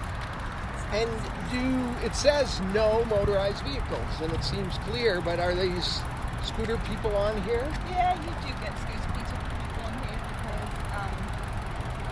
that's a fairly new form of transport, and it hasn't really settled in yet, I think. So, Do the bikers get upset? The bikers get upset when motorized vehicles use the dirt primarily. I see. They don't care if they're on the trail as much. I think that if everyone is respectful and Good morning. How are you? Yeah, I am. Hi. Hey Jim, how are you? Yeah, you too. Good to see you too. You gonna show me around here? Yeah, absolutely. What's the plan? What are you guys doing? We've got about 10-15 minutes, so you guys let us know what you want us to know. Well, why don't we have a seat somewhere? There's a little shade structure over there if that works. And then we can just talk. Is there anybody jumping? I think you can talk. How's the day going so far? So far we're doing just fine. Good. We're in our 6th hour now, I think, out of the 24. Out of so the 24? How does it feel? Is it a blur yet? Or? No, it's now I'm still relatively alert, especially after a cup of coffee. Kind of okay. Yeah. So you're a professional biker? No, I own a bike. Well, I used to own a bike shop in Park City. It just got bought, but I'm the general manager. So I live in Sugar House, and we met. Yeah, we met in over. It was the night of the fireworks down at Gateway. Right. And I had my little daughter. She got a really good picture with you. Yeah, it's adorable. And and so a lot of people come to biking from lots of different ways. It's a really big thing. Supposedly 1 in 5 Americans rides a bike more than 10 miles every year. So I think Liberty and I both probably came to it from mountain biking, but then once you're here, you just start commuting and doing all sorts of other stuff. Here, why don't we sit down on the same side, because we only have one camera. Yeah, sure. Marcie, get down here on Cohost. Yeah, absolutely. Join us. We'll just get right together so we can get us in one shot. Yeah. Okay, so here, this is 9th East. Yep. And 9th South. 9th South. And is this where the trail begins? The trail cuts all the way from, it goes almost to Redwood Road from here. And then back, there's some gaps, but there's a bike path that goes pretty much clear up to... All over. It goes up to, what's it called? The Hollow Trail up there. And yeah, so there's recreational and then there's commuting. So on the commuting side, there's lots of bike paths, and even here on 9th South, despite that it's a pretty main road, has actual bike paths and has those along with this old rail trail. And both Park City and here both have old rail trails. A lot of those are brought about by, there's a thing called Rails to Trails Conservancy. So they take old railway lines and make them into recreational trails to keep people safe. So one of the biggest barriers to more riders is safety. So making pedestrian friendly. And I was just saying to Jim, I think supposedly 1 in 5 Americans rides a bike more than 10 miles every year. So it's a really high percentage, and the question is, how do we get more of that? Less cars on the road, greater safety areas. Have you ever been to Amsterdam, Jim? Yeah, and seen what it's like there? The coffee shops or? No, just the bike path. the bikes, yeah, of course. Yeah, and you're not talking about the water too. Well, the water, all the bikes of that. are all bike. Yeah, bikes are everywhere. Yeah. Pretty much everyone rides fantastic. a bike. Yeah, it's fantastic. And just gets people off the roads and cars off the roads, and it's safe, and it's kind of the standard. And so what we're seeing is cities are evolving more to that model, and we're moving slowly, but Salt Lake is doing very well. So there are trails all over. And so yeah, again, what it means to be a cyclist, it's really a very wide thing. The big commonality is that we have a bicycle. But I mean, my towny bike with my little daughter's seat is, one variation. This is a dirt jump bike. So what that means is a lot, and I think everyone can kind of fit in, and there's all sorts of cool stuff happening. Yeah. So Utah's one of the best places to ride. I mean, you're not just talking Moab. You mean here in Salt Lake? Yes, all around Salt Lake. Park City is one of the most incredible mountain trail networks. The largest trail network in the country is in Park City for mountain biking. IMBA Gold rated, the highest rating. Yeah, absolutely fantastic, and it enables people to get up into the mountains and without damaging them. Take a look at that. Yeah, check that out. Wow. You do that?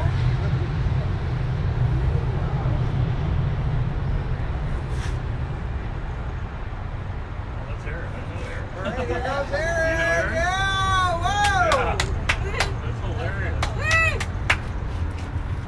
A guy that does that down 3rd South. Yeah. Woo!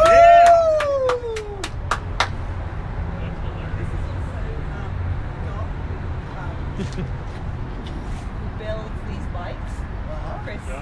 Chris, and he maintains these jumps as well. And is that's a job? Yeah. Come. Hey, that looks cool. Oh yeah. Can anybody ride that, or do you have to be like, Everybody can ride it. Really? Yeah. Any of those those scooter people try to get on there?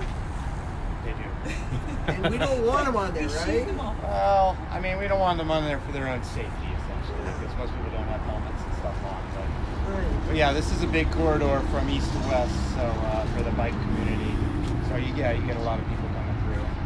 Yeah. Give it a try once or twice. So. Wow. Hey, that was terrific. This is a great way to take advantage of vacant lots, and you just move a little bit of dirt and turn it into a recreational facility. Yeah. Isn't that hard to keep up? It doesn't stay that way automatically, does it? What do you have to do?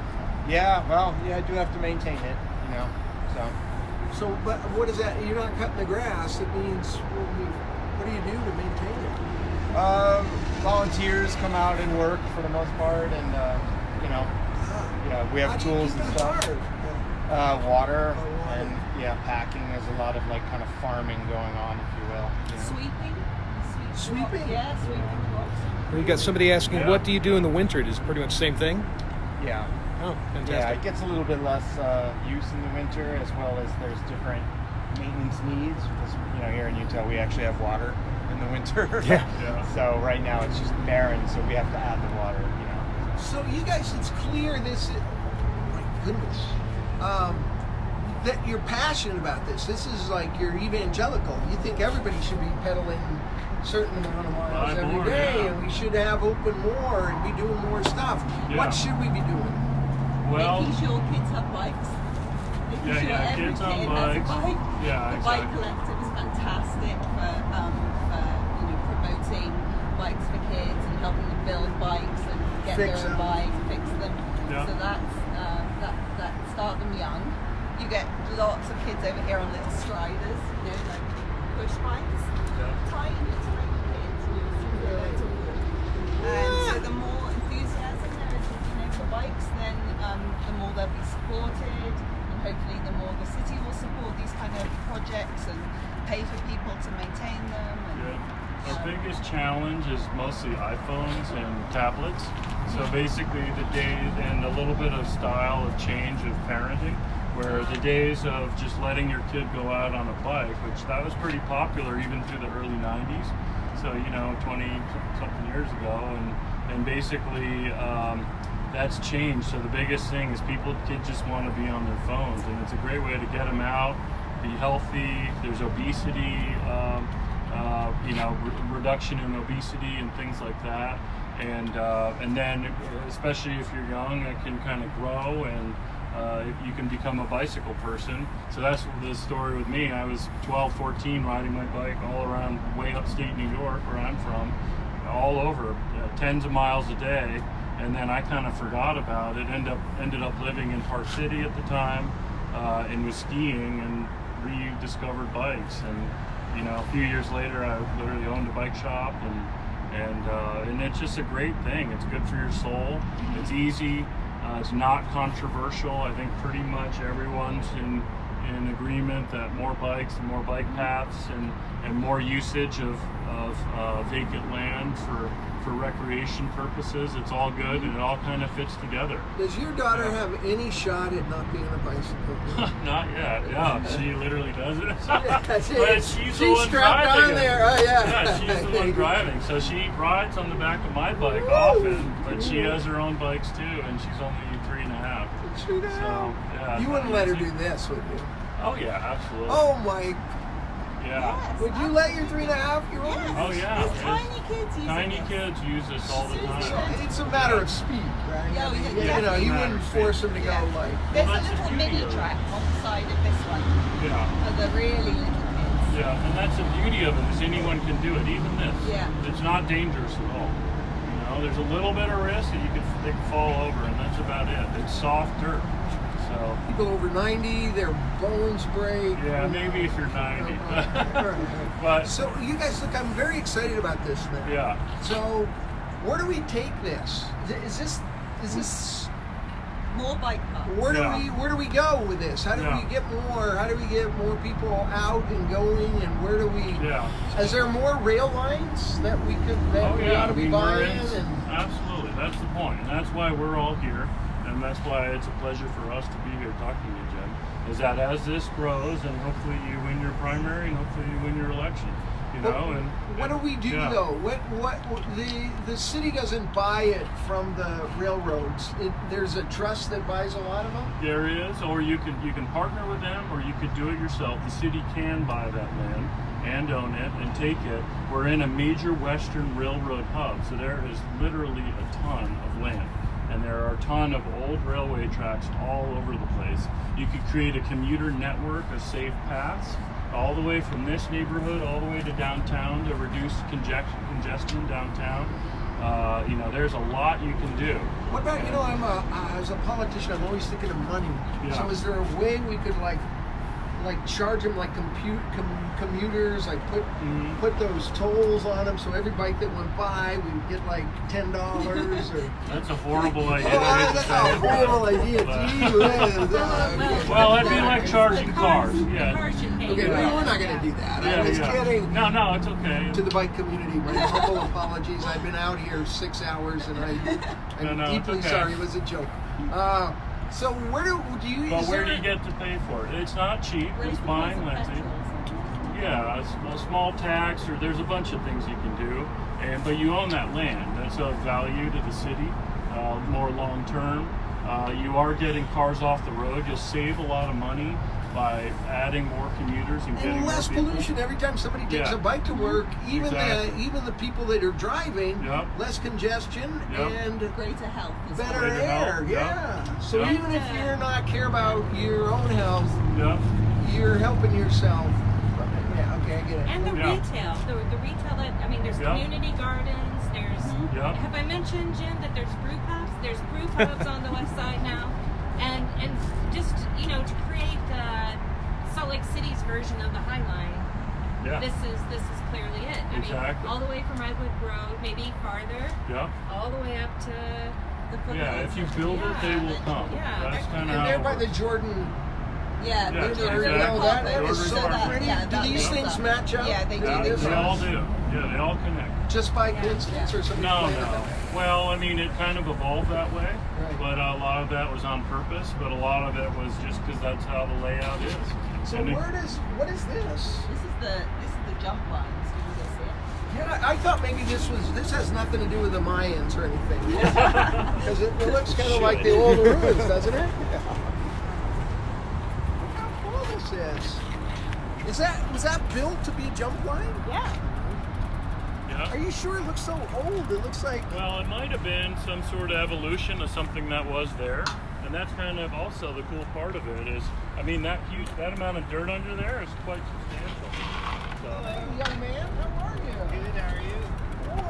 Boy, you're impressive. That is fun. How are you? Hello, Andre. Nice to see you. How are you? Good. Wow. How are you? Good to see you. Good. Are you still an art teacher? Oh, yeah. Yeah.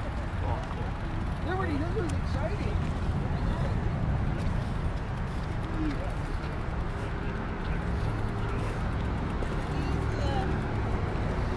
Yo, you don't want to see this.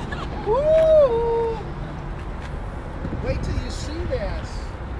Marcie, you want to try this? Yeah. It's the expert.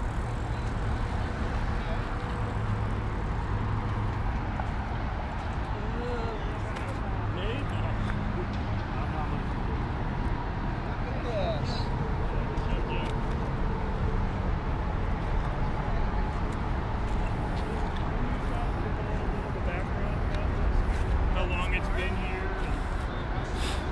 Yeah, how long it's been here?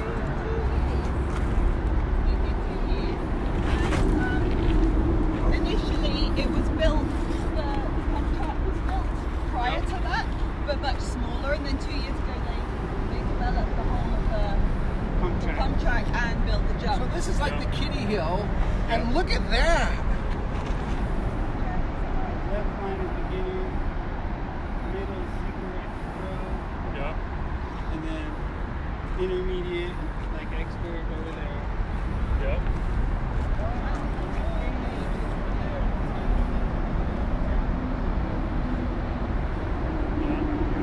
There's so many kids. It's a city project, it's not more, It's the city, wow. It's a city park. This is a city park. maintained by The city.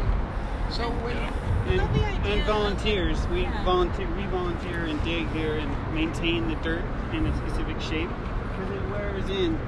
The worst is the beginner line. It's worn the most. And then, so we clean it up and fix it. and you don't, what does this have to do with that? This start right here is to get you enough speed to go into the wood line. So you're telling me somebody would go, Yeah, you drop off here. somebody, He's asking. You want to do it? I don't think they do it. Yeah, never.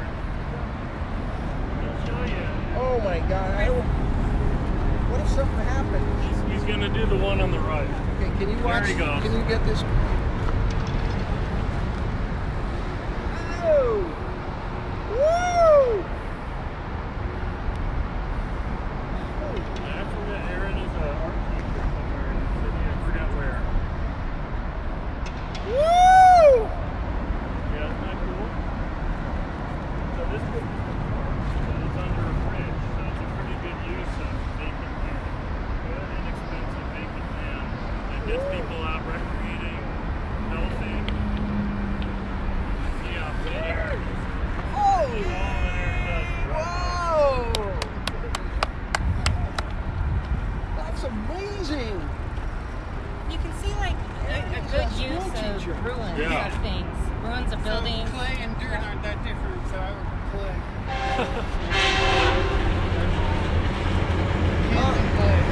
You're a school teacher. You teach art? Yeah. In Beverly Taylor program, or what No, kind of art? down in Jordan District. Really? Do you get enough money for teaching art? No, but One of my pet peeves, State. So you teach art for high school. Yep. And then you do this for fun. Yeah, this is a great fun. Wow. You guys are missing the trains coming by too. They're fun.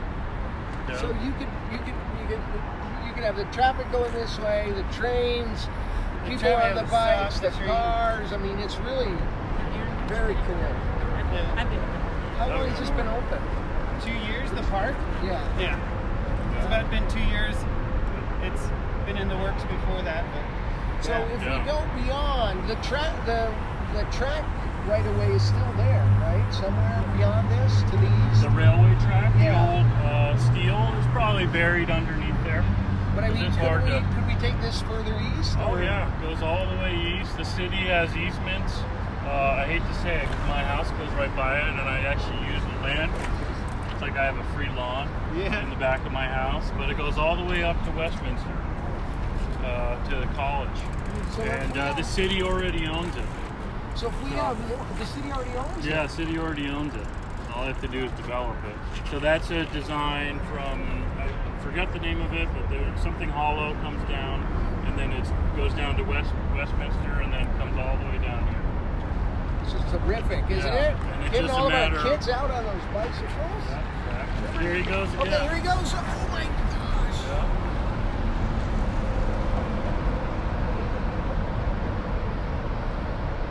How does he hit that speed? Yeah, it's all momentum and gravity. And that's why these guys have put in so much time into building this.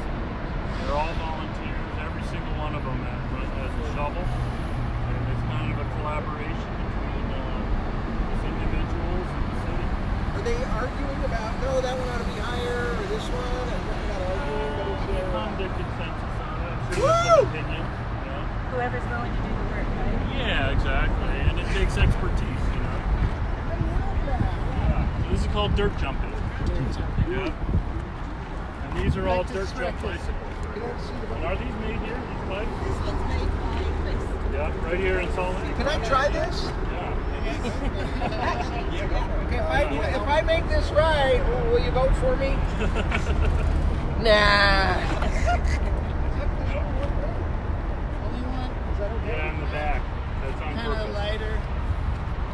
You're not supposed to use the brakes. Yeah. You know? Some of the kids don't have them. Yeah. This is cool. What would this run?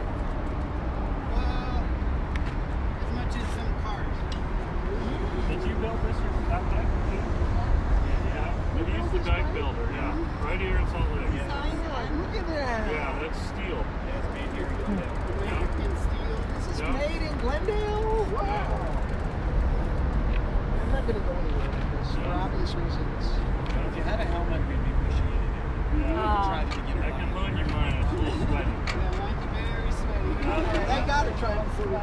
Sarah's yelling at me, but I'll take anybody's helmet. What's the one for the babies?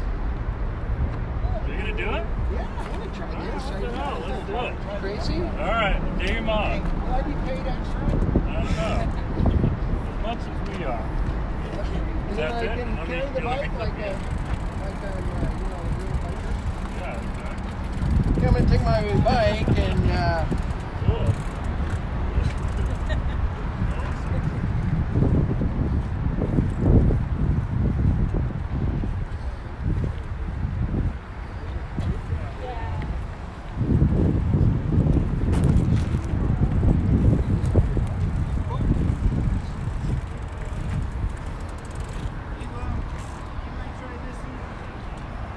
I think I should try that one.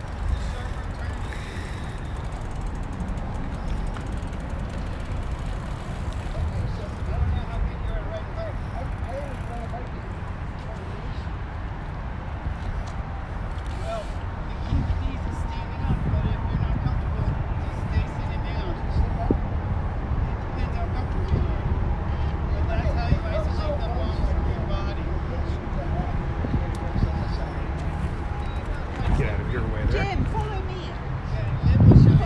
Oh, yeah. Follow me. I'll. Okay. Are we both around the back? All right. And are you sitting down or you stand up? I'm going to be standing up. Okay. Ready? Yep.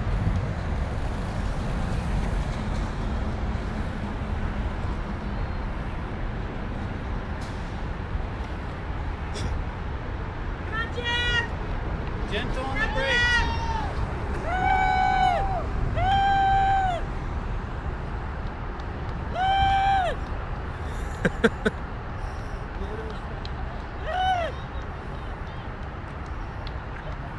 Problem is to stop, huh? Because you need the momentum to keep going. You can do it! You can do it!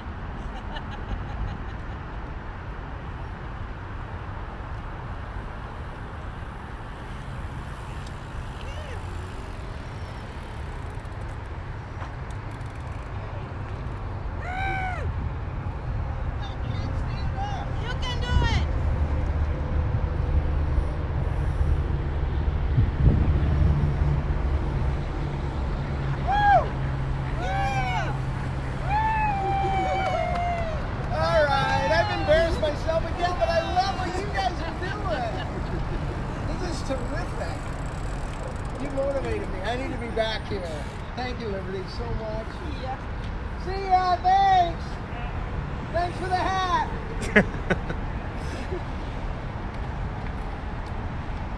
You don't have kickstands on these either. No, we saw a guy going up the canyon with one the other day. With a kickstand? It's a very rarity. Yeah, it's unusual. Yeah, nice to meet you, Jim. Good seeing you again. Yeah.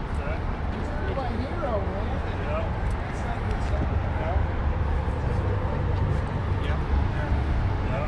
Thank you. Nice and sweaty. Jim DeBactis now. Hey, it works two ways. Thanks, you guys. Thank you. That's terrific. Have a good rest of Hey, look, is this the best job in the whole world? How much fun is that? Okay, I humiliated myself. I barely made it up the hills, but it was fun.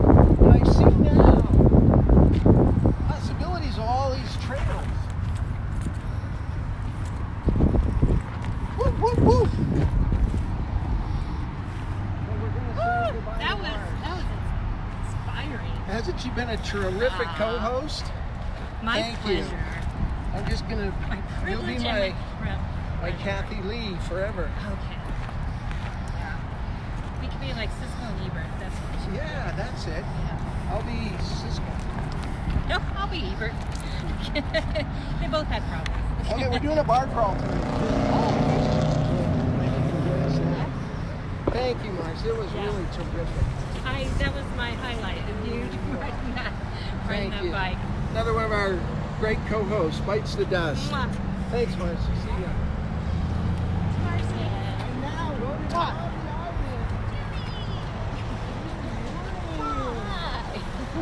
the idea. Let's get Michelle onto the bikes. You know what? I think my heels would get stuck in the spokes. Yeah, I get that a lot. Cool. All right, we're off. We're going somewhere. I don't know where yet. Where are we going? See you, Mars. There's Russ. There's my husband. He's the reason I'm he's here. there. All right. Let's say hi to Russ. Hey, lovely. Oh, hi. Nice to see you. Nice to see you. Hey, Russ. He's the best. All right. I don't know where we're going next, but I know it's fun. Bye. See you, Mars. Bye, Russ. Am I in the front or back? You're right in the back on the other side. Oh, well. Anyone need water? I'm still good at sponge, thank you. Yes. So now we're going to 4242 South and 3rd West, You want me to hold it? One sec. I think we're good. That was fun. I was cannot terrible. It was believe you embarrassing. did it. But they have they call it the kiddie run, and there I was. But Oh my gosh. Do you still have Senate You're fine, insurance? sir. Health insurance? no, it was. You could have broken a leg. It would have I been could have expensive. broken worse. Let's meet Michelle Corigliano. Those of you who don't know her, she set an all-time world record as she jammed that WWW one time when we decided to try out Utah's liquor laws at a local restaurant with a couple of 100,000 of you tuning in. She's a terrific young lady who is head of the Utah Association. Salt Lake Area Restaurant Association. Salt Lake Very Area different than the Restaurant other one. Association. But a lot of my restaurateurs told me to give you the thumbs up saying thank you so much for helping fight for those laws because you were a lone wolf up there. Yeah, that's my in terms middle of name. legislators, so thank you. Oh, it's great. Yeah. So, what have you been doing this summer? What's been happening? What's the buzz been? You been in town, or you got family in New York? You're back there sometimes. Yeah, I got back from the Hamptons. That's this beautiful tan. I was in the Hamptons. My friends are like, it's 2019, we don't tan. And I'm like, yeah, I couldn't help it. Do you tan? I'm. My mother's a redhead, and if I'm in the sun for more than a half an hour, I get terrible headaches. I'm really bad for the sun. I'd say I'm allergic to it. I don't know if that's true. That's why you don't have privilege. No, it's that in, what do you think that thing you stick in? That's one of my questions from one of your future constituents. What are you going to do about the rising cost of Botox in Salt Lake? I mean, as I worry about things, you know, that's not on the list. Oh, sorry. Anyway, so let's talk about you. You grew up in New York? Yeah, outside of New York City, New Jersey. In New Jersey. So you're a Jersey girl? She's a Springsteen girl. I am. Bruce Springsteen. We've talked about this before. Yeah. And why did you come to Utah and when? So I went to school in LA, and I was out there for a decade, and then my ex-husband got transferred here. He was in the restaurant business, and he opened up, do you remember at the Devereaux house, there used to be a chart house? Yes, I do. Yeah, he opened that. That was you? That was my ex. Or that was him? Yeah. If he was your ex, why did you move to Salt Lake? He wasn't my ex at the time. Oh, okay. I get it now. So you've been in the restaurant business a long time, you understand, and it's pretty impossible to make Yeah, I any grew money. up. Yeah. Yeah, it's you hard. know, you were in the restaurant business. I was in the restaurant business. It's rough. It's such slim margins, and honestly, sometimes Utah just makes it harder, right? They put other stuff on there, and that's what our organization is trying to fix, so that it's not so onerous to own a restaurant here. Onerous to own a restaurant. What about what's the difference between you and there's another big restaurant association? What's the difference between you two? So they've been around a long time, but they mostly work with chains.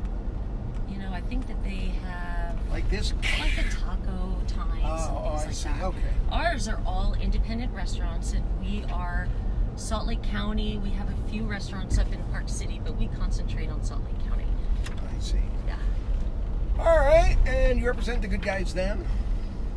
They're good restaurants. Good restaurants. Good And you know restaurants what? that you guys should all be going to. There's a place for chain restaurants too, right? I mean, you're not totally against chain restaurants, No, but I never said that. do you ever eat at a chain restaurant? No. Never? Like I never? really don't.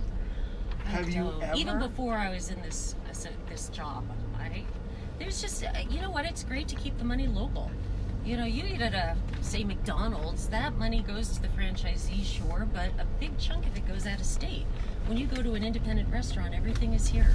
And a lot of times, most of my restaurants really take care of the local growers, the local brewers, the local distillers, you know, so it really helps the economy. Are there any, like, supply chain associations you have, like where you buy napkins or you buy meat or you buy something as a group so that you can enjoy the benefits of those big chains? Do you do that? That is interesting that you even brought that up. Did someone bring that up to you? Did someone tell you to ask that question? No, I That's just think very intuitive. So, you know, Nicholas and Company is local. Right. The only big one. There's three big ones. They're the only one that's local. It's Greeks own that. Yeah. Oh yeah, like yeah. Because you're Italian. Yeah. The Greeks want to claim me as Greek, but I'm not. See, nobody wants to claim me. It's the difference between us. Yeah. But Nicholas and Company has been researching how to create more of buying power for local. So just what you were thinking, and it's just starting to come up and part of the conversation. So they're a good company, Nicholas. They're such a good and they're so local, and they're so Greek, and I like them a lot. Yeah, they're good people, and you know what they do to support the community? It's unbelievable. They donate so much stuff. They never say no. I mean, how beautiful. That's just Greek culture, though, I need right? to call them. I need pickles. You know, and I need like this, you know, where Remember you go to Costco and you Costco's too small like for what they do in pickles, you know. Like a 5-gallon bucket of mayonnaise. You need that? Exactly. So do independent restaurants, is Costco also an option for you, or do you get them cheaper other places, things? You mean restaurants? Yeah, I remember when the first Costco opened on 33rd South, I was a pup, and my mentor, he would always, in our business, would go to Costco and get all of his supplies and things, and it was a big deal back then. So now, with your restaurants, would they ever go to Costco? Yeah, not for the chicken, but for, yeah, whatever. I think small things. Yeah. I think emergency emergency, but just the ease of having a company like Nicholas and Company just come out and drop things off and know in advance, and then they have the salespeople that help review your inventory. I think that's more what people do. Yeah, it makes sense, because when you're in a restaurant business, which I spent, I mean, it was awful. And it's like 8 o'clock at night, you have a full restaurant, you're like, what do you mean there are no napkins left? Go to Costco and get napkins. Or what do you mean it's 9 o'clock on a Friday and we have no customers? You know, there was reservations. Yeah. What time do you open? I don't know. What time can you get here? I mean, it was. I know. It's a hard business. I salute. So there's a bunch of new little independent distilleries opening up in this area, kind of the 84115. Salt Lake. Yeah, really cool stuff, and they've been. We're gonna meet. Speaking of that, we're gonna meet with Mayor Wood, the mayor of South Salt Lake, at 2 in the morning, because that's the only time she could fit us in. Seriously. Tobacco's put them off till later. Yeah. No, I love Mayor Wood, and I'm gonna talk to her about the new industry and how we could steal it in Salt Lake, and then about. This is the one good thing about you. I'm going to throw out a bunch of good things about you. Here's a good thing about you, is that you are really good making friends with people that in the past would seem like, oh, I don't want to be friends with them, or I don't want to have a good relationship with them because they're stealing our business or they're taking stuff away from us. And you are really good about making those connections and working together as a group. Oh, thank right? you, Michelle. But we know each other. We, in all honesty, we've traveled places, right? You know, remember that weekend in New York? We sleep on opposite sides of the bed. Oh, my Don't tell me, tell them. We sleep on opposite sides of the bed. We put the pillows between us. In opposite hotel rooms. Opposite hotels. Yes, that's true. But I mean, we're really friends. I want you to know that we're really friends. So whatever good thing she says about me, just weigh it through that, because we're friends. I don't feed fake compliments. Oh, okay. No, you don't. So I'll say that too. I don't know. I haven't said anything about your shirt, have I? Is it good or bad? I haven't said anything about it. Okay. I have no idea where we're going. We're going to the Humane Society. Okay, I need to tell everybody what happened. Can you put the whole thing on me? Mm-hmm. Oh, thank you. Okay, getting in the mood for this. I got an 8-year-old Chihuahua. But it was at one of these neighborhood things back when they did that. And he was the meanest, most ornery thing in this little cage. And Steven said, let's take that one. And I said, that's the only mean one that, and he said, yeah, well, we need that kind of a dog. So we got that dog at age 8, and he just died at age 14, and I had to be there when the vet put him asleep. It was brutal. So I waited 2 weeks, and I went in to get another dog. And I went to the pound, the one in Sugar House, the pet. Best friends. So they had 2 brothers that had been together and were 3 years old, Paco and Taco. And they wanted to keep them together because their whole life they'd been together. So I took Taco and Paco. And I put them in the backyard because my other 14-year-old dog had been in there. And, I checked to make sure everything. They escaped. Like the second day they were there. How? Well, they found a way. So I have a gate, and then I have this meshing, and they had actually jumped up about 6 feet and got on top of the meshing and dropped down and got out, and they must have done it one after another. So these 2 Mexican dogs hopped the fence? Yes, that's it. So you need a bigger wall. I think you want to.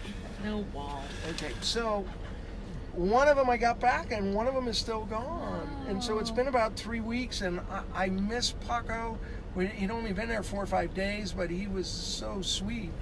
But he's chipped, and he hasn't shown up, and someone's taking care of him. Well, I think that's the way to get there. So today I decided so my Taco, who's friendly and happy and whatever, but when I get him home and I leave him alone, or it's the end of the day and it's time to go to bed, he just is so depressed, and he gets under the blanket, and I can tell he's just feeling awful. So I need to get another dog, and then if we do find Paco, then we'll have 3 little Chihuahuas. But we're going to the pound right now. We're going to see how it works, because it's Salt Lake. Salt Lake City this is their animal control. They have it with the county. So we're going to look around, talk to them about what if you lose your dog, and how do they do all this, and then we're going to go through, and if we find the right connection, we're going to bring Taco home a new friend. And Paco, if you're listening, we're going to find you. So that's what we're doing right now. Can I ask you a favor? Yeah. Don't go out near any dogs that shed, because I'm wearing all black. Oh yes, that's paramount in my mind. Thanks, I appreciate Yeah, that. you know that. I'll do that. You make fun of my blue shirt, and I will talk about all the dog hair all over your thing. Oh, this is gonna be cute. I'm gonna want to take them all home. Do you have a dog? Yeah, Piper. A little white dog. I think you guys. It'll be bad if you have to put Piper down. Oh, that's good. That's rich. I got her because she matches my living room sofa, which is white. So is this where we're going to the Humane Society? Okay, good. Oh, is this new? This is a new building, right? No. I thought it was I mean, on I was the here a corner. long time ago. That's the county animal control. This is different. This is nice. I thought we were going to the county, but this is it. Oh, this is the one you called. Yeah, that's. No, I just got I mixed hope up. we're at the right place. They're expecting us. But Should these be are good. dog clinics. You sure they give away dogs here? It said it's the Humane Society. Oh, okay, then you know. Well, it's another place where they're coming out with animals. Yeah. All right. Well, look, if it's the wrong place, we'll That's just. what my dog looks like. Oh my god, I think that's my dog. That is your dog. Hey, sir. It looks exactly like my dog. It's a white Better go Schnauzer check color. it. I have to wear my jacket. Hey, Pittsburgh. Good morning. Are we at the right place?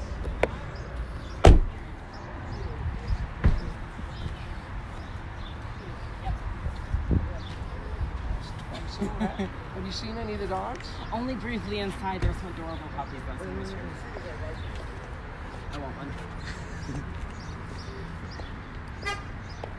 All right, where are we headed? Right in. Right the admissions. inside. All right. Hey, now. Good to see you again. Hello.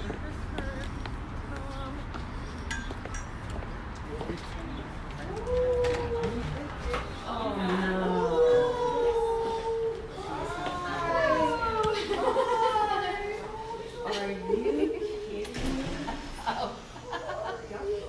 This is actually one of the staff members' pets. Sorry, so everyone's gonna want to come adopt Dior here, but she's taken. She's a Chihuahua, and this is Finn. I didn't know Chihuahuas could have Nice that much hair. Hi, Deann. Yeah, a long-haired Chihuahua, just adorable. And Finn, don't be shy, but we always have dogs running around here, right? The staff brings their pets to work. Yeah, can I work here? Exactly. I may have a job opening in another 2 weeks. I would love to work here. Come here, buddy. Come here. I just got room. Did I look so skinny? Oh, Finn. I got cookies. Finn's running. You know, what is it? Dogs just love attention, don't they? That's all they want is to... She's really socialized. She's good with everybody and anything. So, with hair. Okay, you guys, I think we could get out of here with this one, and a couple of you block. And, Everyone's coming to say hi. This is Nadia. Nadia, you having a good life? You are. He just got a haircut. Oh, that's it. I thought maybe you didn't like politicians. No, he loves everybody.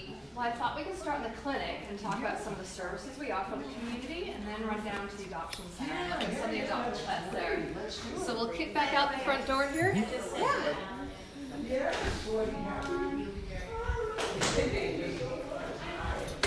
Whole crew. In a second. Never mind.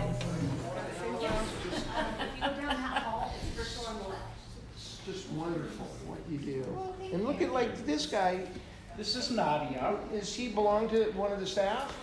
She belongs to me. Oh, she belongs. I adopted Nadia 2 years ago. I think she's about 13 years old. You're lucky. Wow. She makes a great office dog. One of the fun things about working here is you can bring your dogs into work. So it's very dog social. Why wouldn't every office be like this? Exactly. It should be. I mean, what's the bad side? I mean, Well, the fun part is we're doing very serious work here, and then all of a sudden you'll hear, "Who's a good boy? Who's a good boy?" Are they talking to the dog when Yeah, they say usually. that? Oh, yeah. We hope so. We hope so. Not to the staff, it's helpful. I hate to say that. Wow, okay, so we should say where we are. Oh, Michelle is our co-host. Sorry. Michelle is our co-host. So this is Deann. Doesn't it seem, and Michelle has a dog. And she thought somebody was leaving with her dog. Did someone walk out of here with a white schnauzer? Did you see? Oh, no, probably not out of this door. Probably not. That's exactly like my dog. And my dog's so perfect and beautiful and rare. Did you yell your dog's name after? Yeah, I did. She tackled the guy. And she does what she usually does is done with you. Cool. Wow. Fun, so we walk out with Oh, okay, great. Yep. Nice to meet you. Tell me your safety. Thanks. Great to see you. Great to meet you. Good luck. Thank you for doing all the good work. Hi, I'm Jim. Hi, David. Happy to meet you. Oh, you have a dog here too? Or? No, I actually just, we have office dogs, so I just kind of take care of everybody. No need, huh? No need. Ah, terrific. All right, we'll see you later. All right, we're going to go off somewhere with... Yeah. Really So you're not nice. sleeping for 24 hours? Yeah, we're doing this 24 hours straight. We're at hour 6. Oh my God. We just came from a bike park. He was on a bike. He was riding the bike over the hilly things on the dirt. And I ran over a dog. So we'll see if we can talk in here. So one of the things at the Humane Society of Utah is we offer a very affordable spay-neuter clinic for the public and walk-in vaccinations. So part of our mission is to help keep community pets healthy and also to control overpopulation problems. So these are adorable kids and dogs. Thank you. It gets very busy here on the weekends, especially Fridays and Saturdays. We're full, but you need to make an appointment for spay-neuter. You can go to our website at utahhumane.org/clinic. Make an appointment for your dog or cat. And then for vaccinations, it's just a walk-in basis. During the week, it's a little bit less crowded, but the Fridays and Saturdays definitely can be crowded. You're still in and out maybe in 10 minutes. It's very fast. So we want to make sure all these pets are vaccinated every year. We do microchipping. So if you microchip your pet and it goes missing, you have a greater chance of being reunited with it. And again, the most important thing is spay and neuter. All the adoptable pets that we adopt out, rabbits even, cats and dogs, are spayed and neutered, have a microchip and vaccinations when you adopt them. But then we want the public to keep bringing their pets back and keep them And what healthy. about people that adopt pets? Are they spayed and neutered, or that's optional? All of the pets we adopt come spayed and neutered. But what about the people who adopt them? Oh, the people need to get Yeah, spayed? is that optional? Is that like, that's a whole platform you can get? Okay, so it's up to them. This isn't Georgia. Yeah, but that's a whole other topic. Okay. Maybe some people you think should be, right? Right. Maybe. But for, unfortunately, like the shelter system, we want eventually to decrease the number of animals coming in. We want to control the population so we don't have so many animals coming in. But to do that, we've got to spay and neuter your pets. So please spay and neuter your pets. We will always have those oops litters that happen. We always have dogs and puppies and kittens that do get surrendered to us. But we don't need to make any more. We do not need to make any more. Adopt, don't shop. Are you sorry? Yeah. I don't That's this a one sign. is. That's a sign when little dogs like you. Yeah, I'm gonna get one. Oh yeah, that's on YouTube Live. You can say hi. Where do you So this is just the dog waiting area, and over there is the cats. You can see we have a little bit more dogs coming through. And in the back, we have full-time veterinarians that are doing these vaccinations, spay-neuter surgeries. For the community, we just do vaccinations and surgeries, but for our shelter pets, if they need anything else done medically, our vets do that. So sometimes we get dogs that come in that need amputations or tumor removals or dentals, and we do that to help our animals get more adoptable and healthy.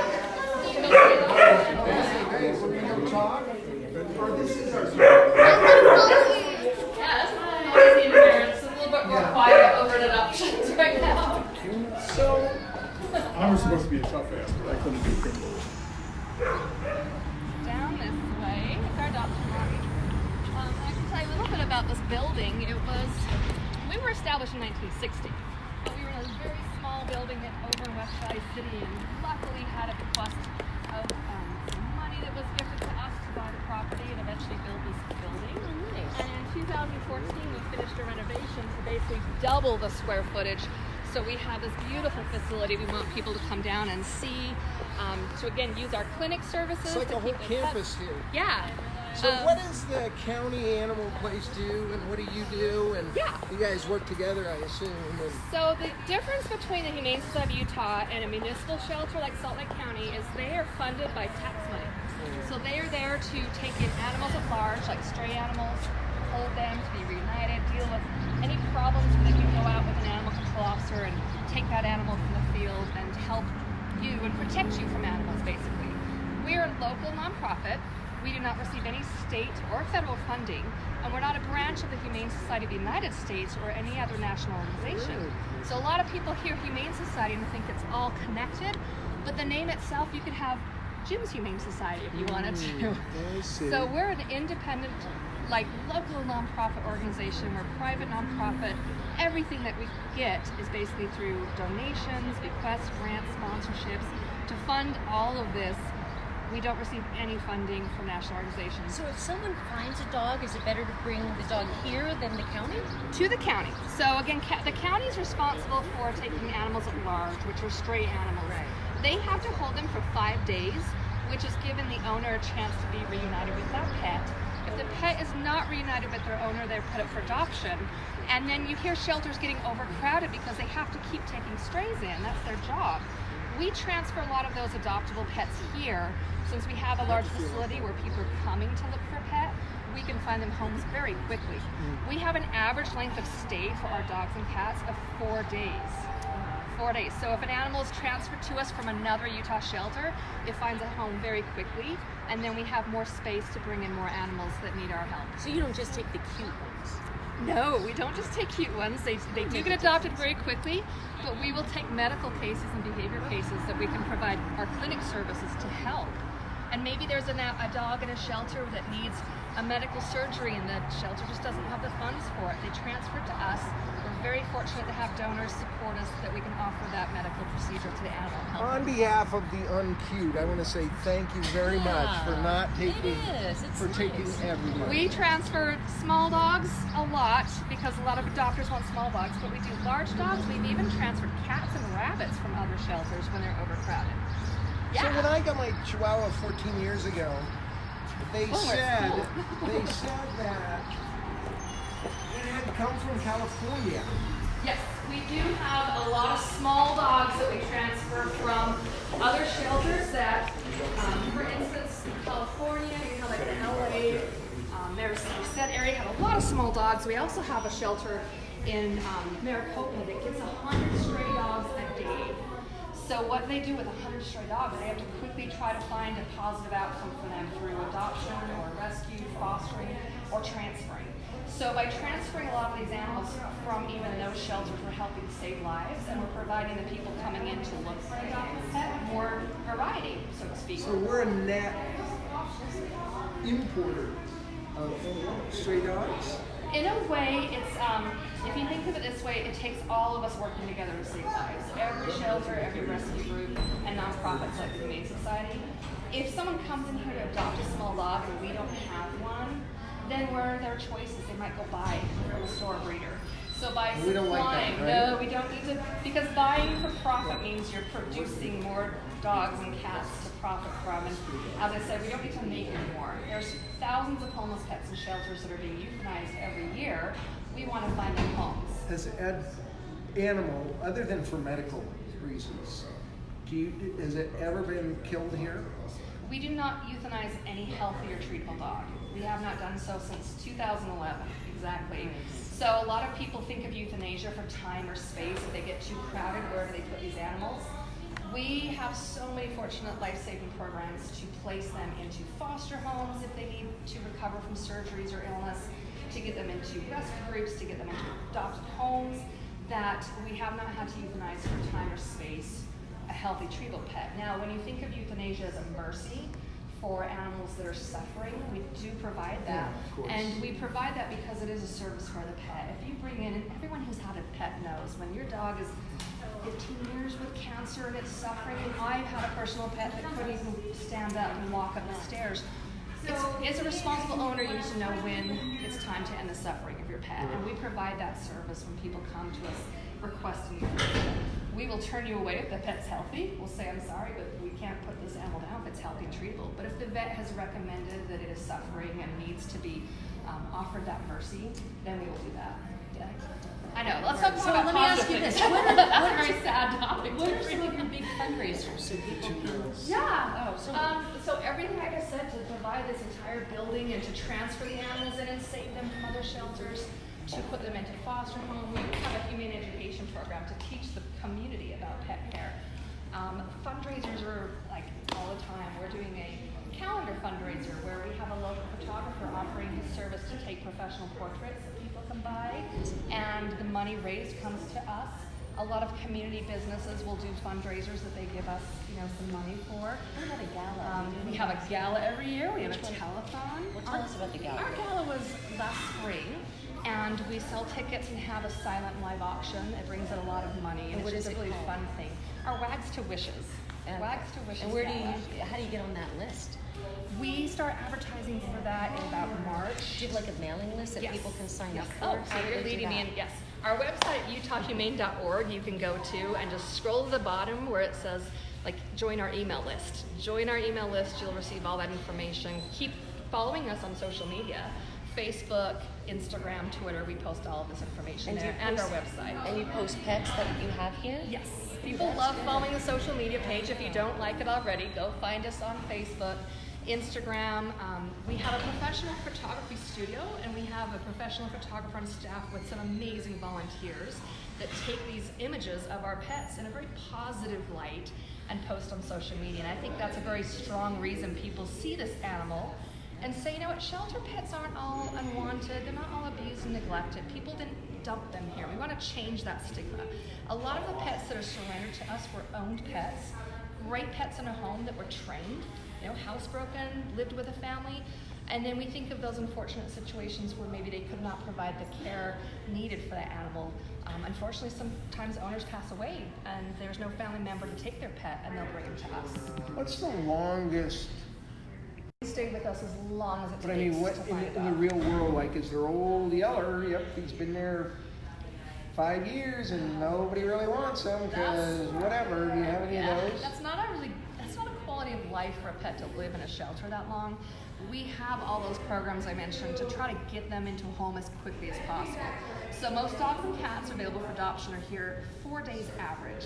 Some dogs may be here a week or two, but we start highlighting them on social media. We start taking them onto the news and radio to try to spotlight them. Cats can stay weeks, sometimes months, but if we see an animal that's just here a little bit too long, we want to try to get them into a foster home or rescue. Now, one thing that I will say, the longer an animal's here, we train them. We have a behavior and training department that offers enrichment and training, so we want our dogs to thrive not just physically, but like emotionally and mentally. So the longer they're here, they're learning tricks that will help them be more adoptable. We're clicker training cats and dogs to like sit, shake, and do tricks. So when you post them on social media, do you like make up fake stories like people do on social media to try to get them more popular? Like Match.com. Yeah. Yeah. Like a fake profile. Certain filters to make them look more cuddly, right? No. I would. You would. This dog likes long walks on the beach. Yeah. There's a little bit of that. Let's see the cats. And there's scoops on the carpet. Fun. Those pets are going to adapt to the home. So even if we have information about what they did in the previous home, it could be different when they're adopted. So here's an example. These cats have been with us the longest. And this is why I'm saying 76 days is a very long time for a cat to be with us. Is there something wrong with poor Leia? She's a little older, maybe not as social, not coming up and like being as affectionate. So people want the perfect pet. They want to be the cuddly Instagram filter would fix that. Well, see how we try to make her theme here very aloha. Maybe one of those feather boas or something in the glamour shots. Yeah, 10 and 13-year-old. The seniors are a little bit more difficult to adopt. The kittens are adopted within days. You know, I think people have that all wrong. I will never adopt another puppy. I think 2 or 3, 4 years is in a dog. It's much better to get it than you gotta have patience to have a puppy. Whereas you get a dog, they so appreciate it. And If you're bringing home a new baby with a puppy, and that's what people don't really understand. They buy that puppy and go home, and it's a lot of work to train, a lot of work to care for. And unfortunately, if it's not the best fit for the person or the pet, they can surrender them to us. We'll find a better home. This is our weight loss room, basically. We get a lot of overweight pets. Is this the that we have. I'll see you on the way out, okay? No, come on in. No. We've lost some rooms to Okay, this is my room. If we were doing humans, I'd be in this room. Where's your weight loss room with the Humane Society? Okay, so this is the overweight cat. They need a home where someone's going to give them a lot of, Food. playtime, exercise, keep them on a diet. Hi, bad cat. But you can see the cats are in a very kind of home-like environment here. They have a window view. They have some vertical space to get up and escape if they want to. This is beautiful. You can sit down and interact with them kind of on a comfortable level and see how they would be. You are the fattest cat. Attitude, huh?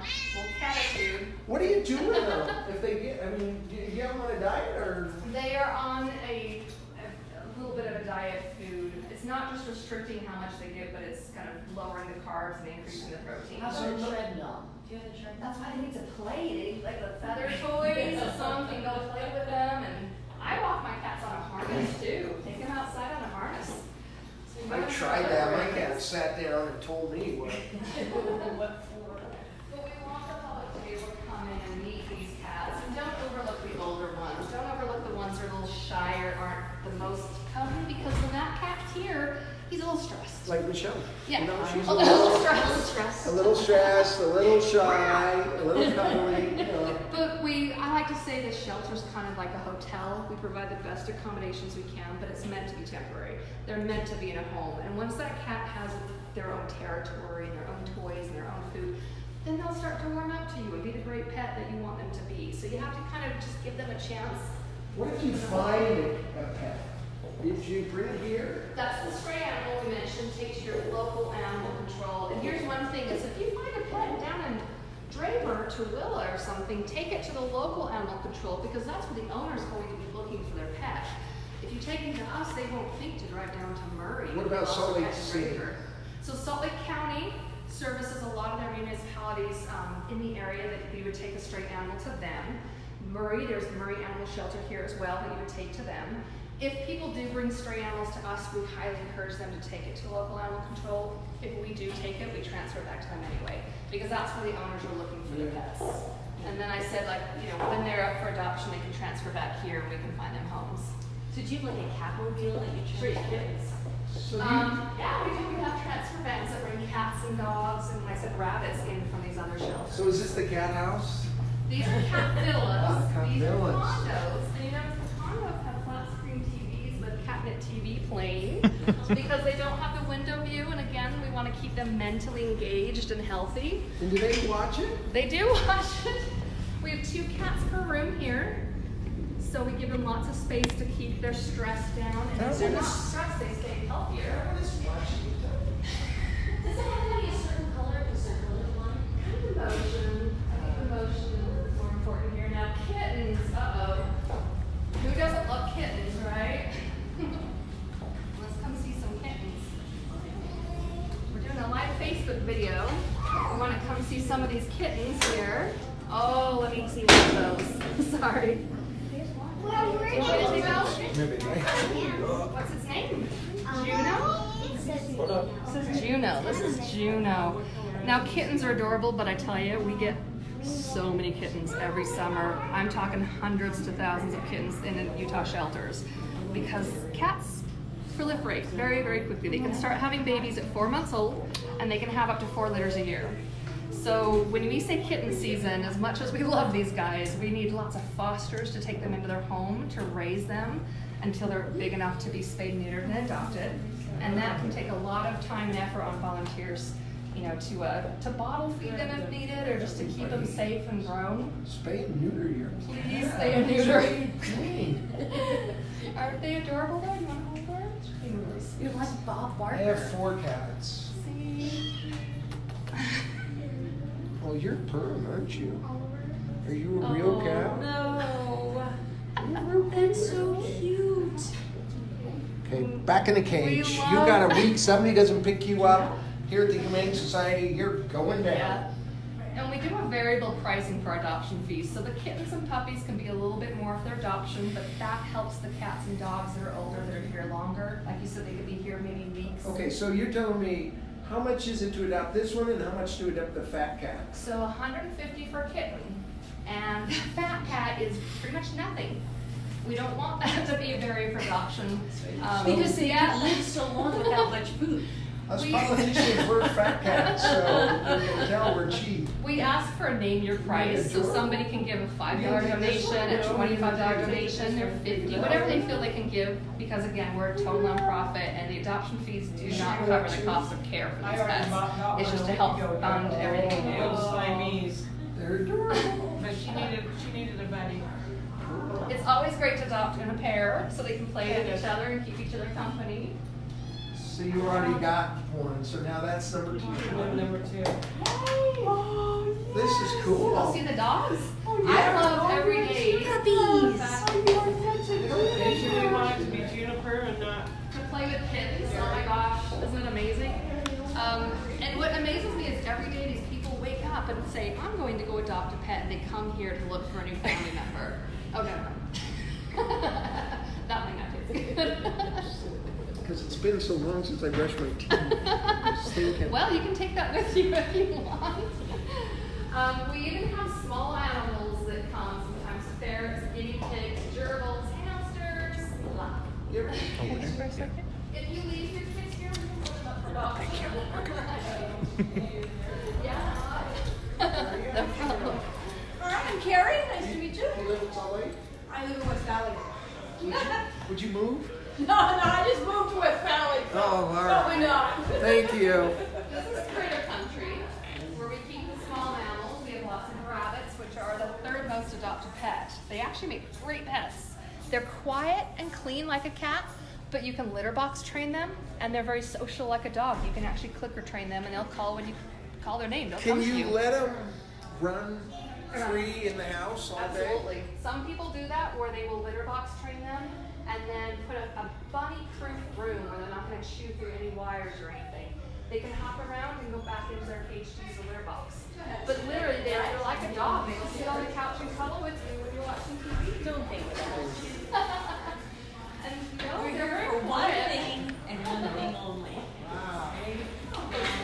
You're gonna go home with like a ferret, a rabbit. I'll show this really quick. This next week, like in the summer, we also have kids camp.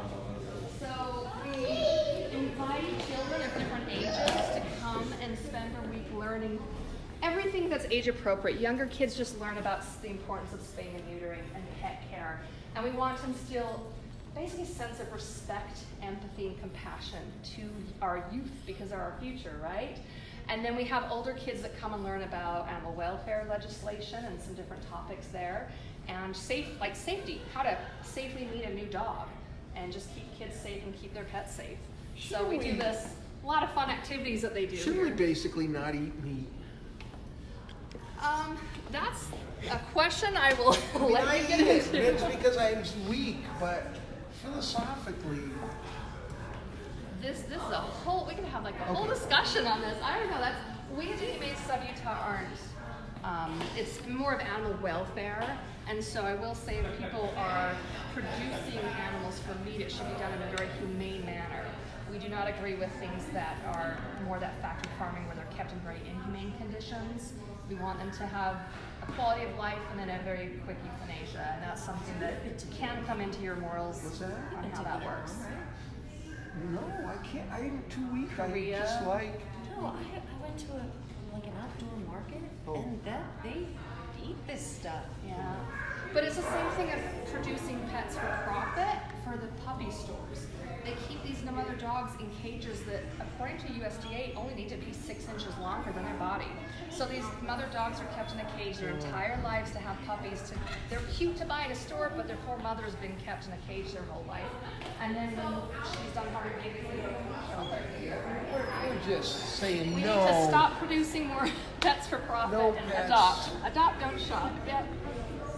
So this is a good problem to have when we don't have a lot of small dogs that can adopt it. But this is why you see we're transferring a lot of small dogs in from other states, like you said, California, Arizona, Texas. Totally out of little puppies. Yeah, but it's super clean. They get adopted so clean here. We want to keep the environment like a hospital because we want the pets to stay healthy and not stressed. They'll find a home faster.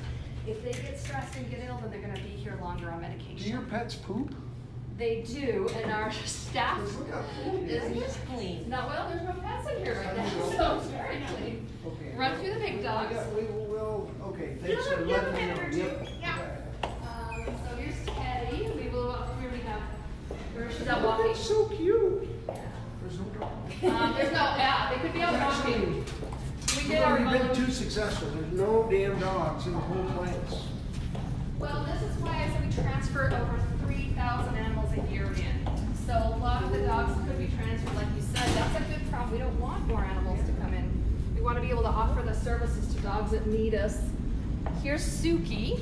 Wow, what a pretty dog. 6 years old. So it looks like she's been adopted, and they're doing the paperwork right now. She's going home. That's Suki, awesome. you want to come with me? Yay, Suki. So cute. Look, he doesn't know. Isn't that adorable? And the eye makeup is on point. Tuki here says she loves playtime, has lots of energy, so she would definitely do well in a home that's going to keep her exercised and stimulated.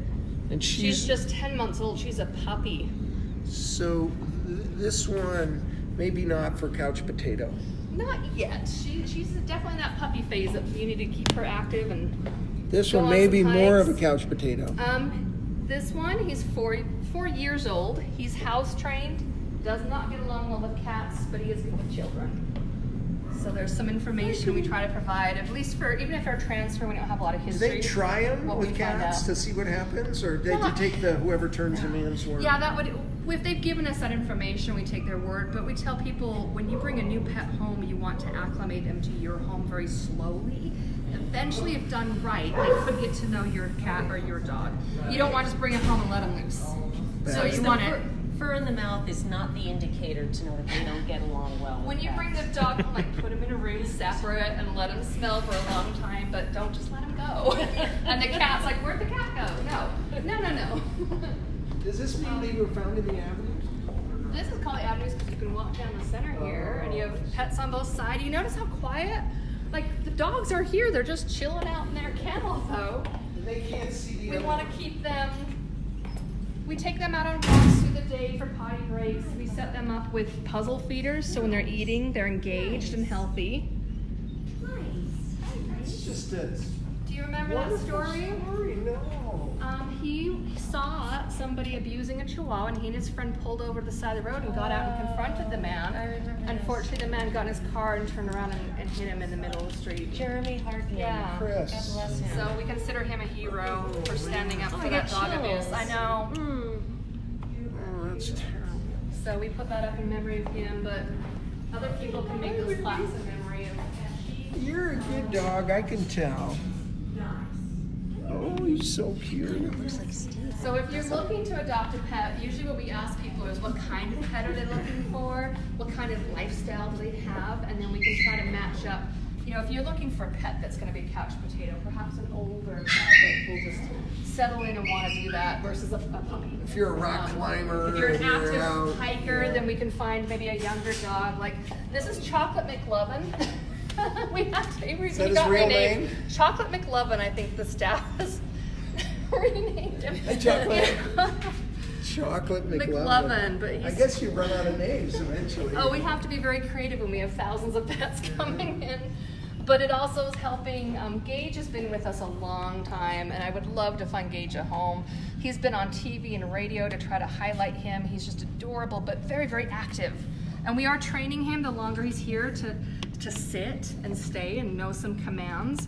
And if somebody wants to adopt him and stay consistent with training, we encourage positive reinforcement training. You're going to have a great dog on your hands. Someone donate him online.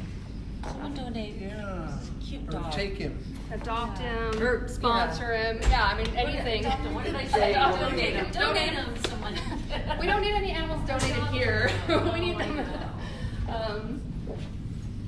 But yeah, it looks like some of them are outside right now. They're here, or in the photo studio. So yeah, is there anything The else only you want to option see? is to go adopt the one that was in that first office. That belonged to somebody. Hi, buddy. What kind of dog would you have if you were? I need a Chihuahua. You need a small dog. Yeah, See, I need a hairless Chihuahua, 3-4 years old. We Not have. I hairless, saw a but Chihuahua in there short. earlier today that may be out, but it's Friday. Literally come back Monday, Tuesday, because over the weekend this we is have the a nice transfer one come from the in, other they side. get fixed, and they're for Hi, adoption nice again dog. first of the week. Hi. So, I have a missing dog. Oh. I adopted 2 of them. Someone One adopt died. him. So I adopted 2 of them, and they both escaped. We got one back, and one Peony. still isn't back. But it's been 2 weeks now. But he has a chip. So put the word out to people, when you find a lost pet, you have to take them to the shelter or a This vet is clinic. important. Yeah, so a lot of, like all of the pets When you here. find a pet that's lost, don't hesitate and think they're going to kill them if you bring it to the pound or if you call, because that's how the owner gets connected. It's a bad thing to just take it and keep it in your house and feed it. It's You actually think called you're harboring a stray. It's illegal. Yeah. You're not supposed to hold on to someone's property, and under Utah law, animals are kind of still considered property. So if you've lost your property and someone finds it, they're supposed to turn it in. And people, again, they are afraid to take that pet to the shelter because they have that stigma that it's a dark, sad place. No, we love animals here. That's why we work with them. But we microchip every dog and cat we adopt. They're registered to you, and if you lose your dog and it is brought to a veterinary clinic or another shelter, they scan for microchips and they call you and you get your animal back. So please bring your dog into a shelter to be scanned. Yeah, that's so sad. This is wonderful. We'll go see if there was. I walked up like a few minutes before you maybe go. Thank you. All of here is adorable. She's a little shy.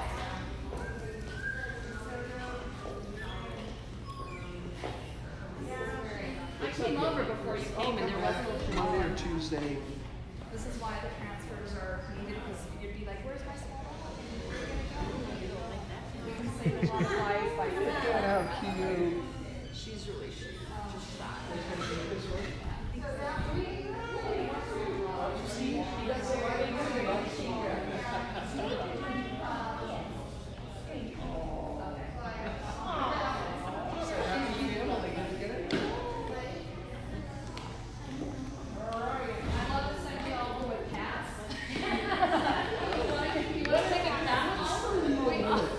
cats can you have now? That depends by city and county on how many pets you can have. But I will say, when they look at the number of animals in shelters, the number of homeless cats, I've heard that every person would have to have 7 cats to give them all a home. There's so many homeless cats. Okay, so everybody. I'm like, take a cat. If you've got 1, you got 6 more on your quota. We'll be delivering you your cats. So many homeless cats. That's too bad. People gotta start staying here. Spay-neuter and adopt, don't shop. Those are the mottos people want to remember today. What's the other motto? Adopt, don't shop. Adopt, don't shop. Yep. There's plenty of homeless pets to make homes. Adopt, don't shop. Excuse me.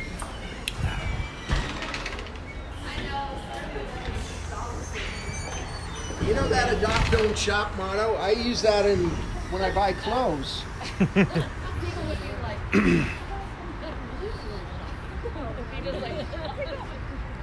Well, this is like a campus out here, isn't it? we have foster care. He sells outdoor runs where the dogs can go and play fetch with people, and they can spend time with them off leash. So we have runs. I mean, it's really hot now. We encourage people not to spend too much time outdoors with their pets right now. So if somebody's really, really rich and they're about to die now and they wanted to give their estate, this would be a great place, right? That is how we were able to expand and save more lives every year. We save over 12,000 animals a year by either bringing them into the shelter and providing care and finding them homes, or by keeping them in the homes. We have something called pet retention. When people are thinking of surrendering their pet and they come to us, we sit down and have a consultation and see, why are you looking to surrender your pet? Can we help you keep your pet? Maybe we can provide some food if you're in hardship. We have a food bank, basically. Maybe you need some help with medical care or behavior advice, and if we can provide that and keep you and your pet together, we consider that saving that animal as well. When people... No, go ahead. No. I was just going to say the website one more time if people want to donate or if they want to look up pets. Yes, please. Make a donation, utahhumane.org. You can click on donate in the top right. You can read all about our life-saving programs and services. We have a 97% live release rate, so 97% of the animals that come to us find a positive outcome. And we're open admission, so we take in everything. So imagine But you all said those Utah services. Humane? And UTAH or UT? Yeah. Utah spelled out. UTAH. Okay. I thought maybe UtahHumane.org. I have the logo. But yeah, please donate, support us, because we support the community. We want to help the pets in the community through education, advocacy, spay, neuter, and adoption. And we help all the other local shelters and rescues by being here to support And I like them it. as well. Everybody seems to work together, which is good. We love animals here. That's why we want to change people's stigma of, like, you know, the dog catcher and the pound and the word. Corella DeVille. We want to do everything we can to save those animals. So we need your support and help to do that. All right, thank You're you welcome. so much. Good to This see has you been again. terrific. I'll be back next Monday. Get some rest after this is over. Nice to meet you. Hey. Good luck. Bye.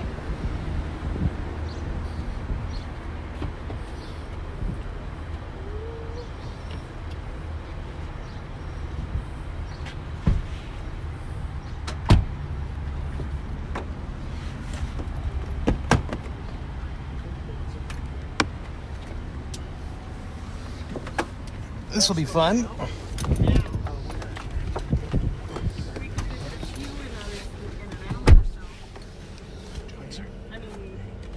That was a little bit sobering, but look how I didn't see a pet that I didn't see a pet that buckle up. I could adapt. Well, it seems like everybody goes after the little dogs. There weren't any really little dogs for adoption. Or maybe they have to. Well, you have to follow them on Facebook now so that they pop up when they pop up and you run down. So where are we going after that? Sapa. All right, so we got a half an hour. Yep. Okay. So I suggest we go to Gilgal. What's Gilgal? We got a half an hour before we're going to Sapa's. And you've never been there? What is it? Oh. Okay, we're going. Can I do it in 700 east, 500 south. 750 east, 500 south. Is it something that feels will work? Tom, yes. Tom, do you have that address? We were supposed to meet somebody to change I'm drivers. going to tell him to meet there. If Okay, that's fine. Okay. 700 South, 5th East. That's good. I'm Okay, we're going to give it We're to you the going exact to place. Gilgal, but they're holding it a secret because we don't know what that is. 750 East, 500 South. It's like a brewery, except no alcohol. That's exactly right. Is that right? Yeah. Well, Jim, I was hoping that this would be my jumping board into hardcore journalism, TV, of course. Yeah. So I was hoping I could ask some questions. Oh, brother. Can I? Yes, fire away. Okay. Chris, you have this, okay? All right, great. Timed traffic lights in Salt Lake. Our air is so bad, yet every time the light turns green, a block later, it turns red. And I can't live like this. I get Tourette's. Like my head catches on fire. So what's your question? Well, can you do something about it when you become mayor? And here's the thing, Jim. You get it. People say it's expensive. Oh, you can't go up this street. You got to turn around and make a first right. Yeah. Unless you want to pick up some cement, we can. Well, there's a nice rock store down here that I get my landscaping rocks. That's how I know. But don't you just get, like, people say it's so expensive to time the lights. Don't you get a math major up at the U? Like someone going for their PhD in math and have them just time the lights? Can we do that? No. Why not? So I was very early in my campaign. I said somebody needs to do something about two things: potholes and timing of the lights. Potholes? So what we I want you to go to www.Bacreax4mayor.com. Okay. Because I have a podcast there, and one of the 24-minute podcasts is with the Utah Department of Transportation expert on timing lights, and he explains how it works and why it's not happening in Salt Lake and what could happen to make it happen in Salt Lake. And is it all one-way streets or something? No, it's just a matter of better correlation between the state and the city and getting them worked up. And then add one other thing that came after you listened to the podcast. And the podcasts, I mean, the more I shut up on the podcast, the better they are, but they are really good. There's a bunch of really, really good ones. So you can click on there, look for podcasts on www.Bacreax4mayor.com. They're not political. Well, they're really not political. They're just informational. You know, it's not there. But the other thing is, for the last 5 or 6 years, I've had a mentoring group to help kids, young people in their 20s, two ways. One, mentor up, particularly kids with economic issues and LGBTQ kids and minorities, where it's more difficult to make the kind of mentoring moments.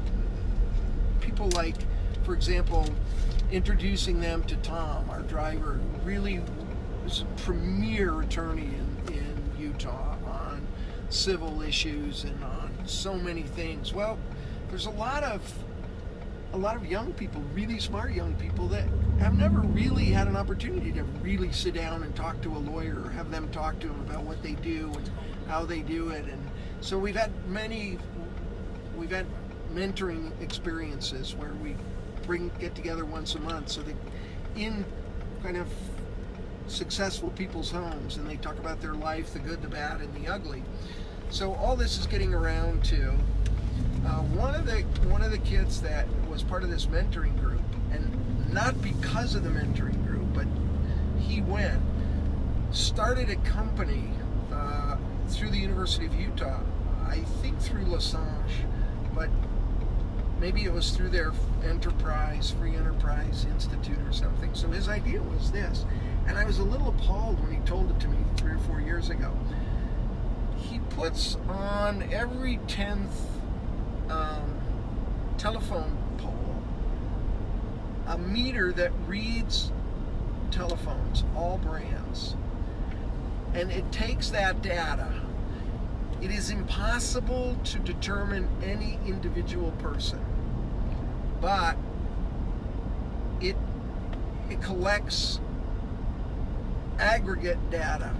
So every car that's going here down State Street, it would keep track of in what direction and how many people. Right now we count them in an arcane way.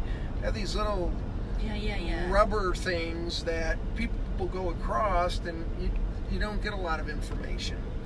So this tells the kind of car, the time of the day, keeps track of it over 1,000 different metrics.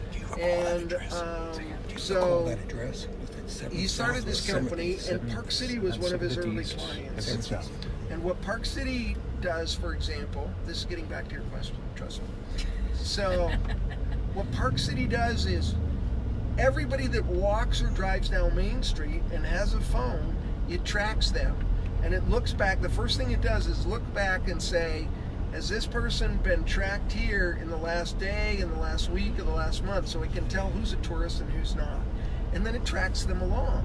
And it says, okay, they went to this restaurant, they spent this amount of time, they went to this bar, they went here. Really? And the metrics that it provides the city about who's coming and where the tourists are going and where they're not going and how long they spend, and did they get on public transportation, did they use an Uber? It is tremendously helpful in helping to plan the city and to make the services that are there useful. So this is a University of Utah kid? So he started a company, and he got all of that ability into a box the size of a cigar box that goes on a telephone pole.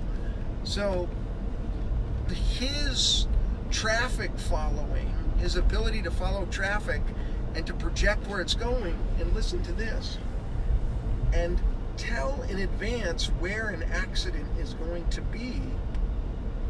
Sounds phenomenal, but it works. Is amazing. But the city just, they had a higher thought that we don't want anything more on our poles. And although they're in other places, you know, there's somebody who says that we don't want to desecrate any more of the city, but that's the kind of thing we would really have to look at. But a number of cities are doing it, and what it does for traffic, first it kind of creeps me out that kind of information is held and available and there.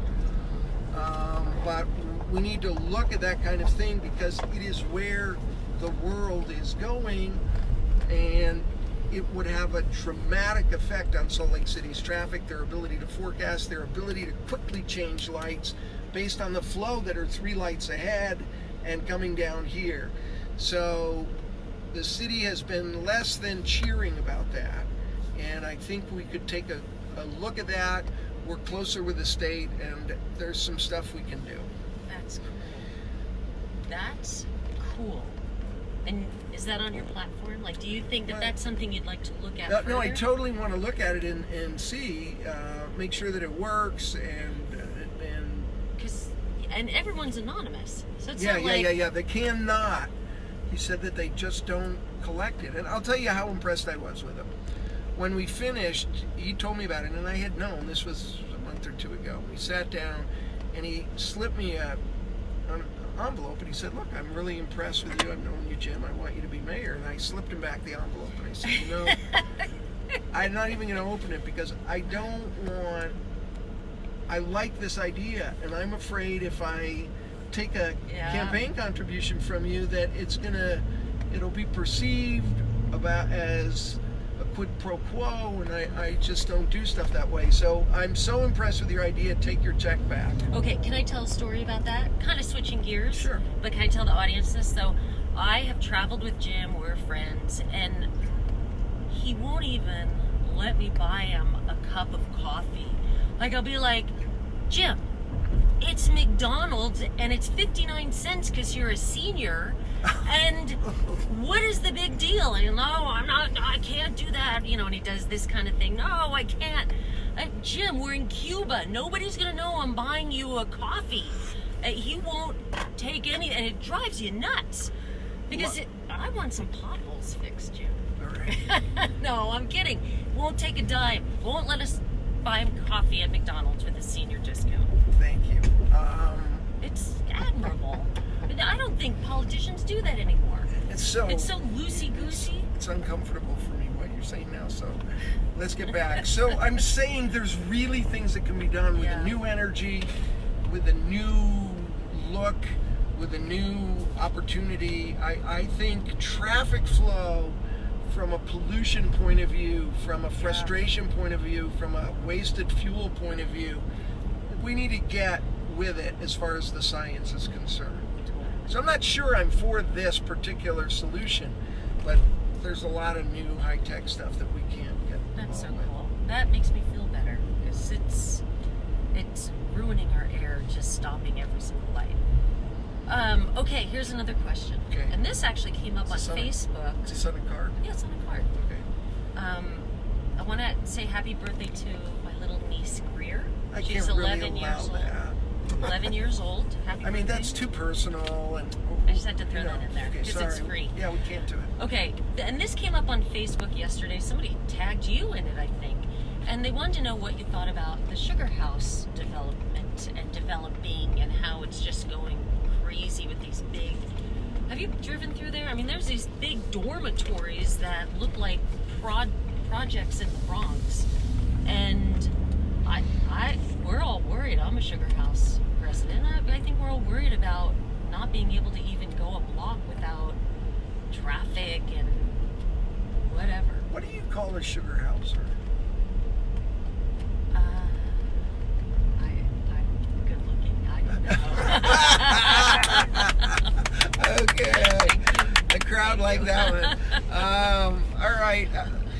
Look, it's Sugar House in microcosm is what we are going to be looking at. So the Kim Gardner Institute at the University of Utah, which is really one of the premier political think tanks around, and they do numbers, they crunch them. Natalie Gochner, I don't know how she does it, but that's what they do. Imagine this. In 35 years, we will grow by 100,000 people in Salt Lake City. Where are we going to put them? Yeah, I mean, it's true. So in a way, Sugar House is a microcosm of what's going to happen. You go back 10 years and Sugar House looked a lot different than it does today. And so we need to take the experience of Sugar House that we're still in, by the way, and we need to extrapolate that and learn the good lessons and the bad lessons about where this city is going to go over the next 20 or 30 years. And a mayor has to keep one eye on the potholes right there, but they also has to keep another eye looking at generational kind of questions and issues that are setting the platform so that when we have these 100,000 people, it can be done in a way that is enhancing our quality of life and not destroying it. And sometimes that's a hard balance. It's easy to go spend all the money and do the easy plan and placate the loudest noises at the moment and not be thinking about the next generation. And well, I have a question. Does the mayoral administration have anything to do with the aesthetics of what's going up? Because I personally don't mind a lot of people. I love New York. I grew up in New York, and I love being in places where it's just tons of people and different ethnicities and different cultures and whatever. But some of the stuff that's going up has been hit by the Yugali stick. Like, they're ugly.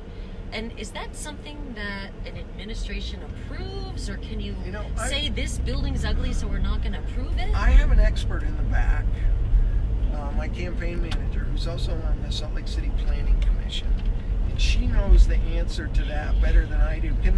When plans come, can you in the Planning Commission, can you say, okay, we like this and it meets all the codes, but it's dead butt ugly, and come back with something prettier, or we're not going to approve it? Because I understand landowner rights. Of course. Right? So there are certain rights that every landowner has, and a little earlier today. A lot of times builders will come to us because they want something, they want it a little higher than they're allowed to have, or they're wanting, you know, they're wanting something a little different, a variance of some kind. And that's what gives us negotiating power. But we've had some things happen. Fifth South, right? 7th East, 5th South. Oh yeah, no, but what's the address? The address? Sorry. I wrote It's it down. 7th East. 750 East, 500 South. There you go. Okay, go on. Making sure. And so that gives us some negotiating power. But we don't really have the right to say yes or no. What we can do is go through a process and have more strict standards, for beautification. And we do have some of those in place, but I'll admit, we learned some lessons on the Planning Commission where we started to say no to a number of things because we didn't like the look of it. And those builders went out and by right built what they had the right to build. You know who did that? Is Walmart up in Sugar House. And you know what? By right, they can do some awful stuff. But we don't want to micromanage because trends change and things. You have to give people a little room. Most builders really want to create beautiful 750 things. East, 500 So we South. have to give them the room to do that, and then really get them to tweak things when they want something extra from us. So can we put a bunch of gay guys on the beautification committee to decide what the building should look like? Really, they have great taste. Look at me. I mean, you know, Hughes, the speaker, we were on television, and he gets all of his fancy suits, you know, and he's a boxer, he works out, and you know, and I'm not known for the best suits. So he stands up and says, all right, be honest, everybody watching on TV, who's the gay one, me or him, you know?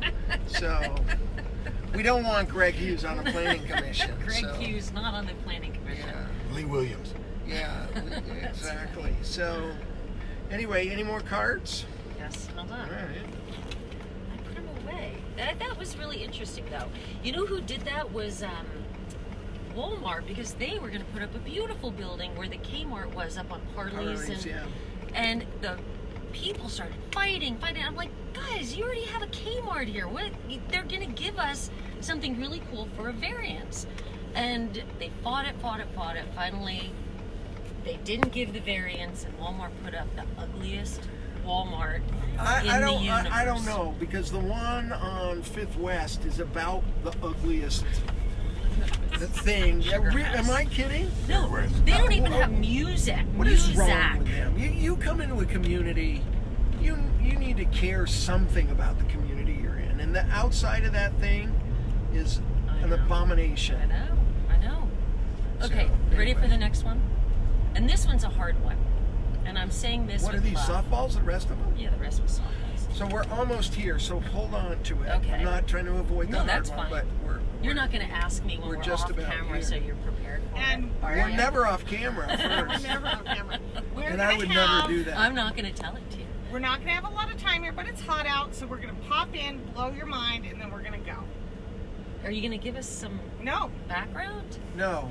We are just going to go. Do you guys Tom, know what have it you is? been here before? No. And Chris? Negative. Oh, I can't Okay, wait we're for so this. many virgins. The only time I saw this was in the middle of the night. We snuck in because it used to not be a public park. Now it is right here. Park here. On the left here somewhere. But now it's public park, so you can get in. What? And it's free. Okay, that's all we're saying. That's all we're saying. And I have some notes. Do I have to wear my jacket? No. And are you gonna make fun of me for my shirt? Fun of you? No, I think you always look great. I was teasing. I think you do.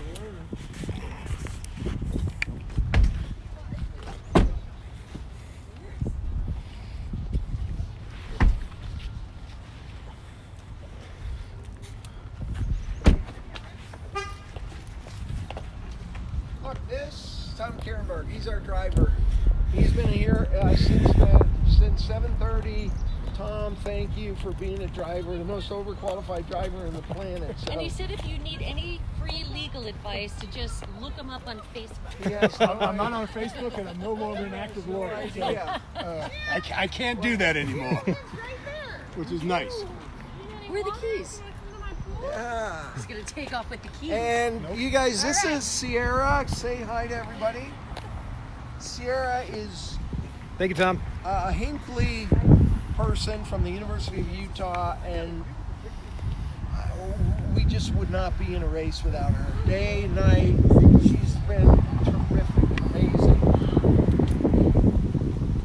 And I'm not exaggerating, which I can do sometimes. I mean, good morning, how are you? Good. How's the park today? It's good. It's good.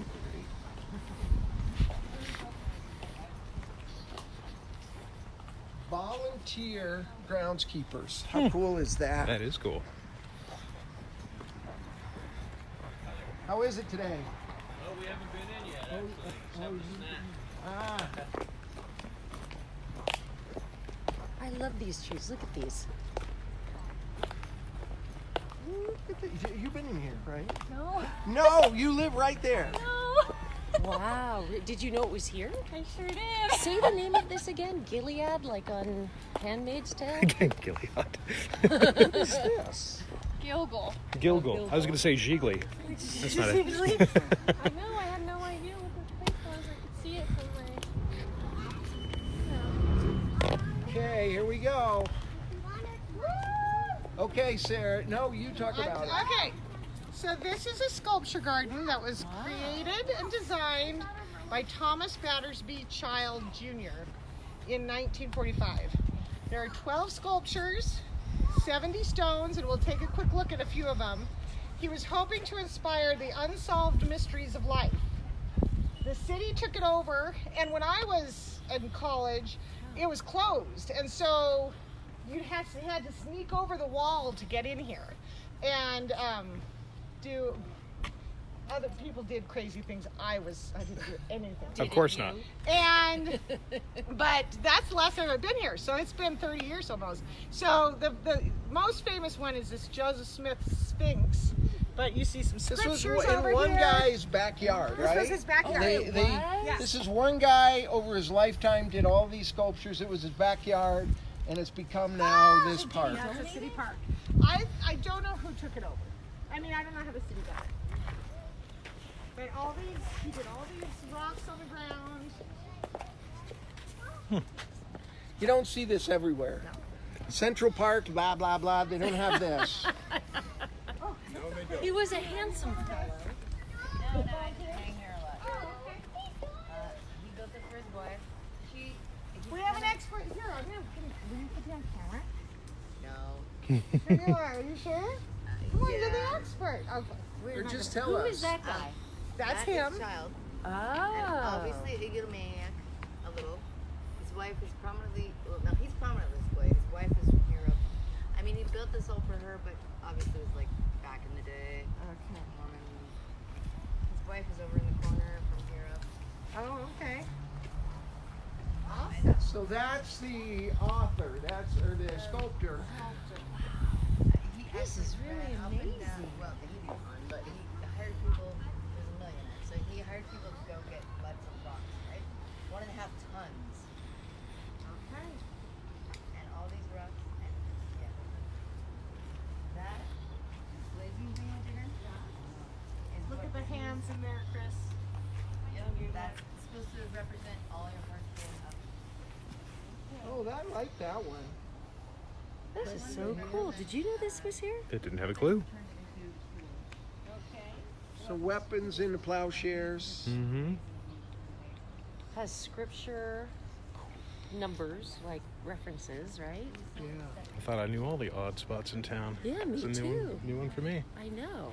Jim just ruined it for all of the people that are here quietly enjoying the peacefulness of it. Because now everyone's going to come. I'm taking a guess, but I don't know. But this is the Book of Mormon, or the Bible, the Book of Mormon. Doctrine and Covenants. Doctrine and Covenants. Pearl of Great Pearl Price. of Great Price. I'm guessing, but I don't know that. And this is what, rose stone or something, right? Or something. And this Yeah. is if you go to like that crystal store, Taria's on 11, they have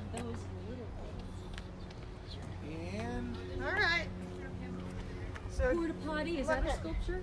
There are, they said 12 sculptures. I think I said this in 70 stones. But 70 it's, different types of stones. Well, carved stones. So that's the wife. Do we have any idea what time period this is? It started it in 1945. Started in 1945, after the war. Just after World War II. This is Mrs. Gilgal. Yep. Mrs. Thomas Battersby Child Jr.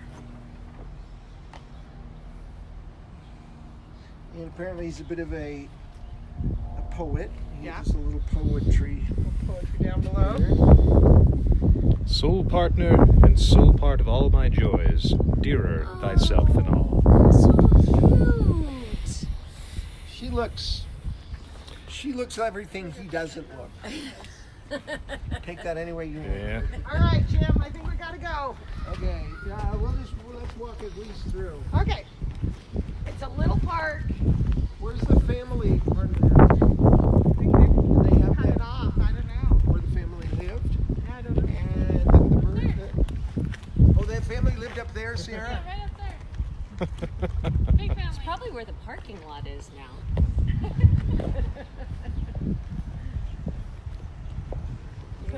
But Jim's gonna put a stop to all of this. This is big. He's gonna preserve everything. Oh, look at that. You didn't know this about Salt Lake, did you? No. But there's some parts of the body that's missing from these. Daniel 2. Who can quote Daniel 2 like that? What does Daniel 2 talk about? I have no idea. Tom Karenberg, you know that. You're just holding out on us. You know, I know you're not our driver. We're going to Sapa's, though, if you want to come over and grab a bite. I'm supposed to meet John Halter and, of course, Roger Holton. Okay. So, Tom, I need the keys. I made sure I got them so we weren't stranded. Okay, so this is Gilgal. Look how beautiful it is walking down there. And so, volunteers take care of everything? How do you sign up to be a volunteer?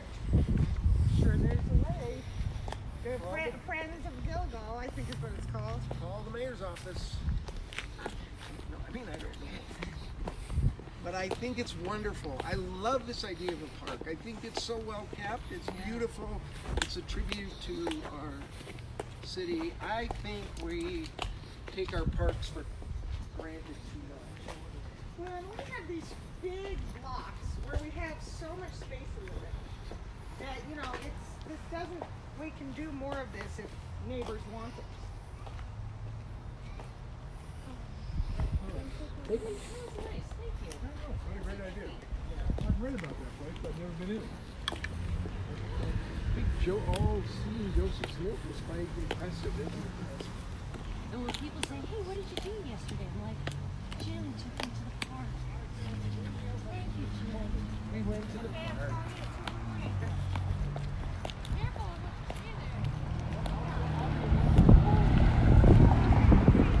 Well, there's a lot more stuff coming up. We're going over to Sapa's. Wait till you meet these women. You're not going to believe how cool they are. And then watch their new project. It's going to be very cool. And we have a new driver.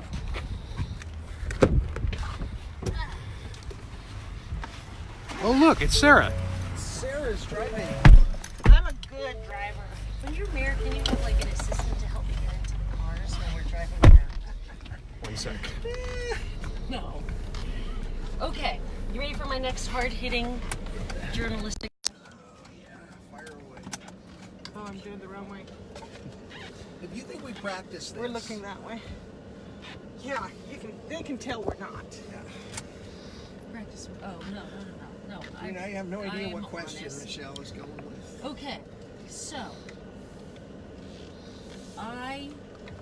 this is something that I hear about you running for mayor. Great. And that is that you're a great showman, you're great on camera, you're great with people, you're very empathetic where you go and meet people and you're really a great listener. But can you run a city and be serious when it comes to the nuts and bolts of running Salt Lake City? That's a great question.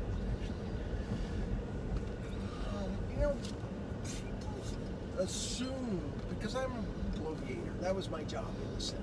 You know, I had to represent not just our 200,000 people in the city, but all across the state, everywhere I went, people, progressive, people that were like President Obama. I needed to speak up and say to the legislature, enough of this, not taking Medicaid expansion, and more money for education, and clean up the air. That was kind of like a lawyer. It was my job. It was what I did. And no one else was doing it. Well, you can determine. You know what I mean. Yeah. All right, so what I want to say is up until 2011, when I quit my job and my life and my salary, I was a business guy. I started with no business and with no customers and with no income, and I built with my hands a business that started as a small business and became a big business internationally. First here in Utah, starting as an intern with a radio station, ended up as partners after a few years, and then we sold to this chain of stations that I was a partner in. Then moved to Eastern Europe, lived there, became an entrepreneur, was involved completely and totally in spreadsheets and in business plans and in hiring and in not hiring and organization. I don't brag about that. It's just I hear some other people talking and it drives me crazy. It's almost awkward and embarrassing for me to start saying, and then it was so cool, I did this, and then it was so cool, and I did that. I hate that. But I have to bring it up a little more because people just think I am the senatorial bloviator who, I don't know where they think I lived on or how I made money, but my life is very much, the vast majority of it is meeting a payroll, reading spreadsheets, and making sure that I could run a business and make a profit. I mean, up in the night, trying to think some days about how am I going to meet payroll? How am I going to do this? So when people bring that up about who does he think he is to run this, I say, well, compared to Donald Trump or a guy who's had $1 million, billion-dollar operation or a lot of businesses, it may not be all that much. But the truth is, at my core, business person. That's what I do. That's how I see the world in a lot of ways. And so while I have strong opinions and I don't take a step back on talking about them, I'll put my business record up against anybody I'm running against. I mean, I just think that I know how to do that, and the perception of me is the thing that's a little bit messed up. So exactly. I don't know everything, well, but can I respond with two things on that? Yeah. One is that I've never seen anyone try to get information about stuff from all the different parties involved like you do. Yeah, I don't think the sign of a great leader is to just say, I know what's best and go do it. You are great at just, you'll meet with business owners or you'll meet with citizens. How does this affect you? How do you think it would be better? And then you are really good at just taking the best concepts and making it work. That's number one. Number two, don't ever compare yourself to Donald Trump again. That'd be great. Okay? My friend Michelle Corigliano. Hey, how are you doing? So the day, are you conserving your energy? I wouldn't go that far. It has been such an amazing time since 8 o'clock this morning. I know, but you've got a long ways to go, so you have to conserve your energy. You're kidding. There's a longer? I think so. I think Where's Sarah? I didn't oh see my God, Sarah. Good to see you. It's nice to see Yes. you. Just helping out any way I can. Yay! It's not hot today. It's beautiful. Exactly. Doug Wortham is Teacher of the Year, rolling the ball for a lot of years. A legendary French teacher. Has been my friend for 40 years. And you're going to be driving? What are you going to do with us? They said they need drivers, so I'm driving. But I don't know what that means Do you either. have 2 forms of ID? I have actually 2 forms of ID.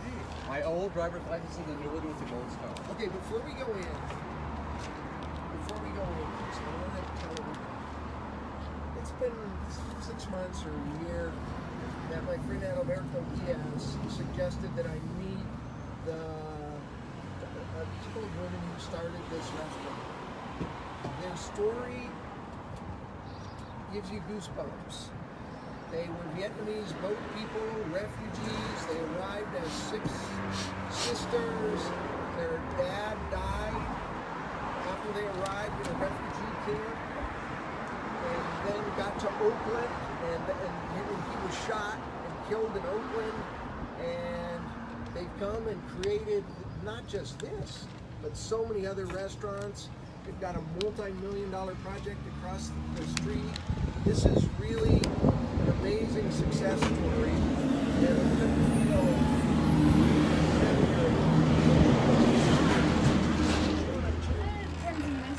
Kenzie, very happy to meet you.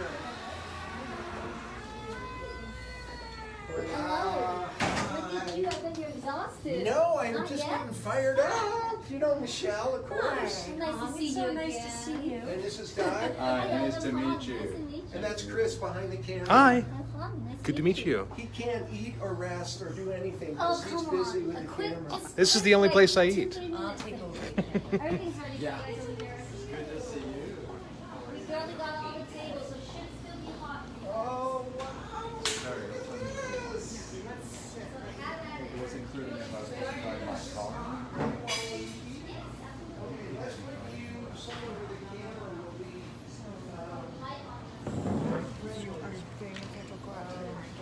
Where are you going to set this up? I don't know, wherever she wants to sit, I'll figure it out. We fly by the seat of our pants in this campaign. The two of us should be able to see it. Can you get the whole table? What if we move this down and you guys corner it? Oh. That would be a good idea. Yes. Yeah. Yeah, and I'll move these down. Oh, okay, good. Yeah, that'll work.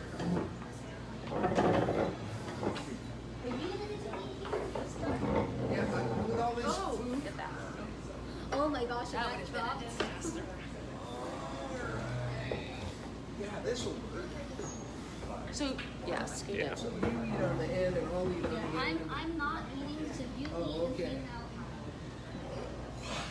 Where did you guys just come from? We just came from Gilgal Park. Huh. Moving. In, out, out. Is that good? So you guys come and sit around the table here. Eat while still hot. Good, And I am sushi's still too. cold. Oh, I'm eating. You're welcome to sit with My us. sister apologized. She has a Okay, great. So can you pick that up and eat here? So you guys are going to eat on that side of the camera. So you want to pull that in closer, or? Yes. But Michelle, you get over there with them. Yeah, you're the co-host. We're staff and we're sitting on the corner. Yeah. It's nice. It's a cabaret. So you can talk a lot. I ate a little bit before I left, so I want make sure you everyone has something. to tell Doug and Sarah the story about you leaving with a family and coming, and then we'll get to here and all the rest of the empire, and then we're gonna go across the street and see the brand new amazing project, which I can't wait to see. Not whole lot to see yet, but you can imagine it, we can do. So, did you ever hear the story? Never heard it. Just pretend I never heard a thing. I don't know anything. And I have to apologize. Look, I'm so sorry, but you give me 24 hours straight. I have to eat. So there's just no other way. So I'm going to turn everything over. Everyone's going to be so jealous that they're not here eating. Well, I can't see on the bread here. You leave out. So, oh my gosh, our family history, the Nguyen story. I've always said I wanted to write a book of our family and call it the Nguyen Dynasty.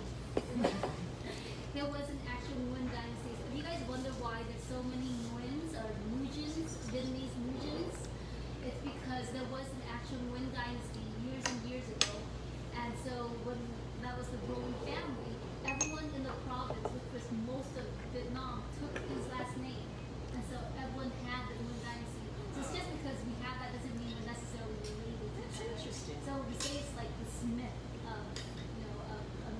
everybody has the same name. Everyone has the same name. That's why there's so many Nguyen's out there.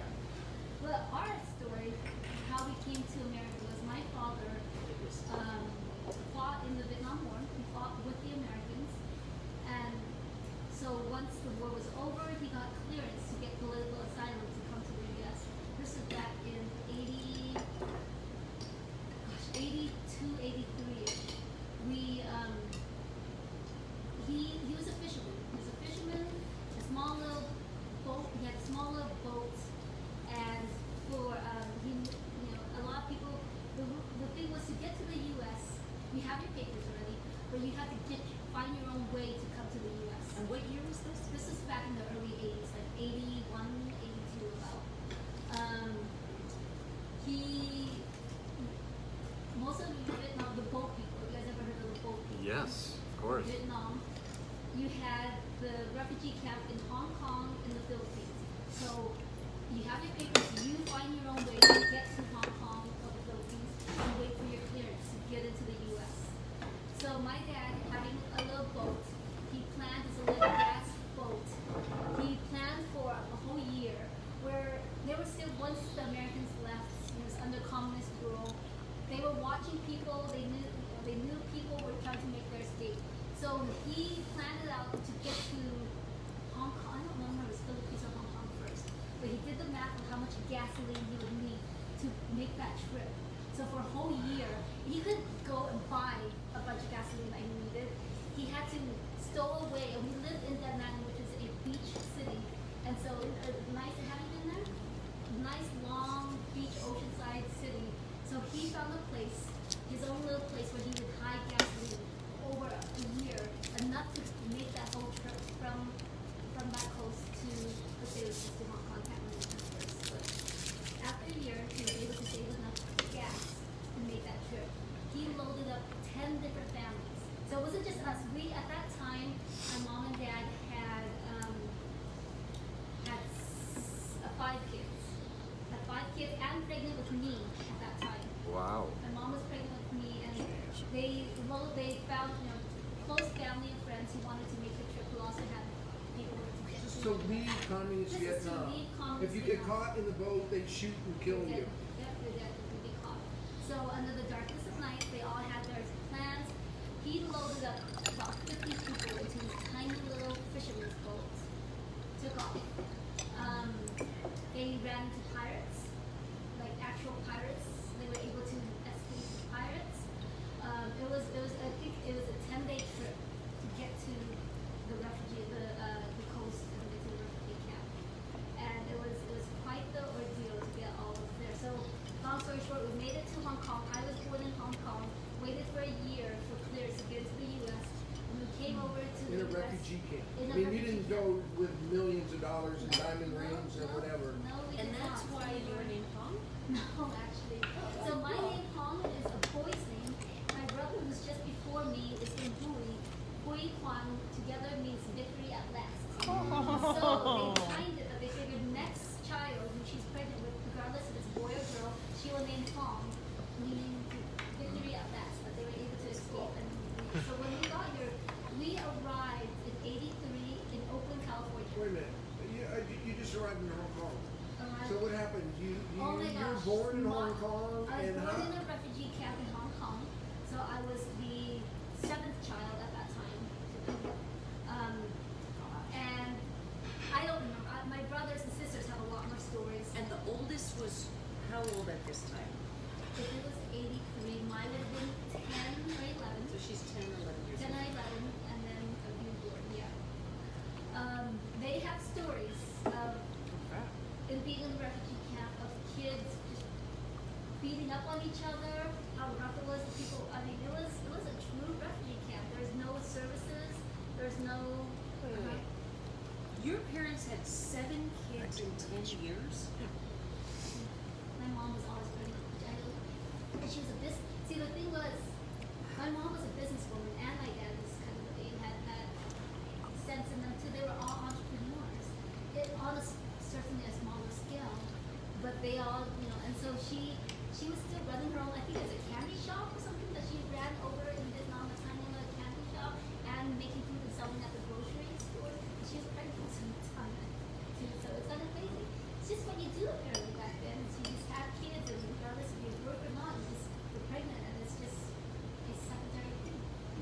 so you're in Hong Kong. So we're in Hong Kong. We're trying to figure out, we don't know the language. We don't know, we don't know anything and no money. I mean, I'm sure they had a few, what's equivalent to a couple $100 in their pockets. They had a little money. But we waited for a year in Hong Kong to get clearance. And it was rough for them. It was really rough. My mom having a baby in a refugee camp. So it's kind of crazy. I don't know, it's all secondhand stories since I was a baby, but they were beat up upon a lot. They were, you know what? I have a picture of them in Hong Kong with the whole right out there. It's incredible. So it's all,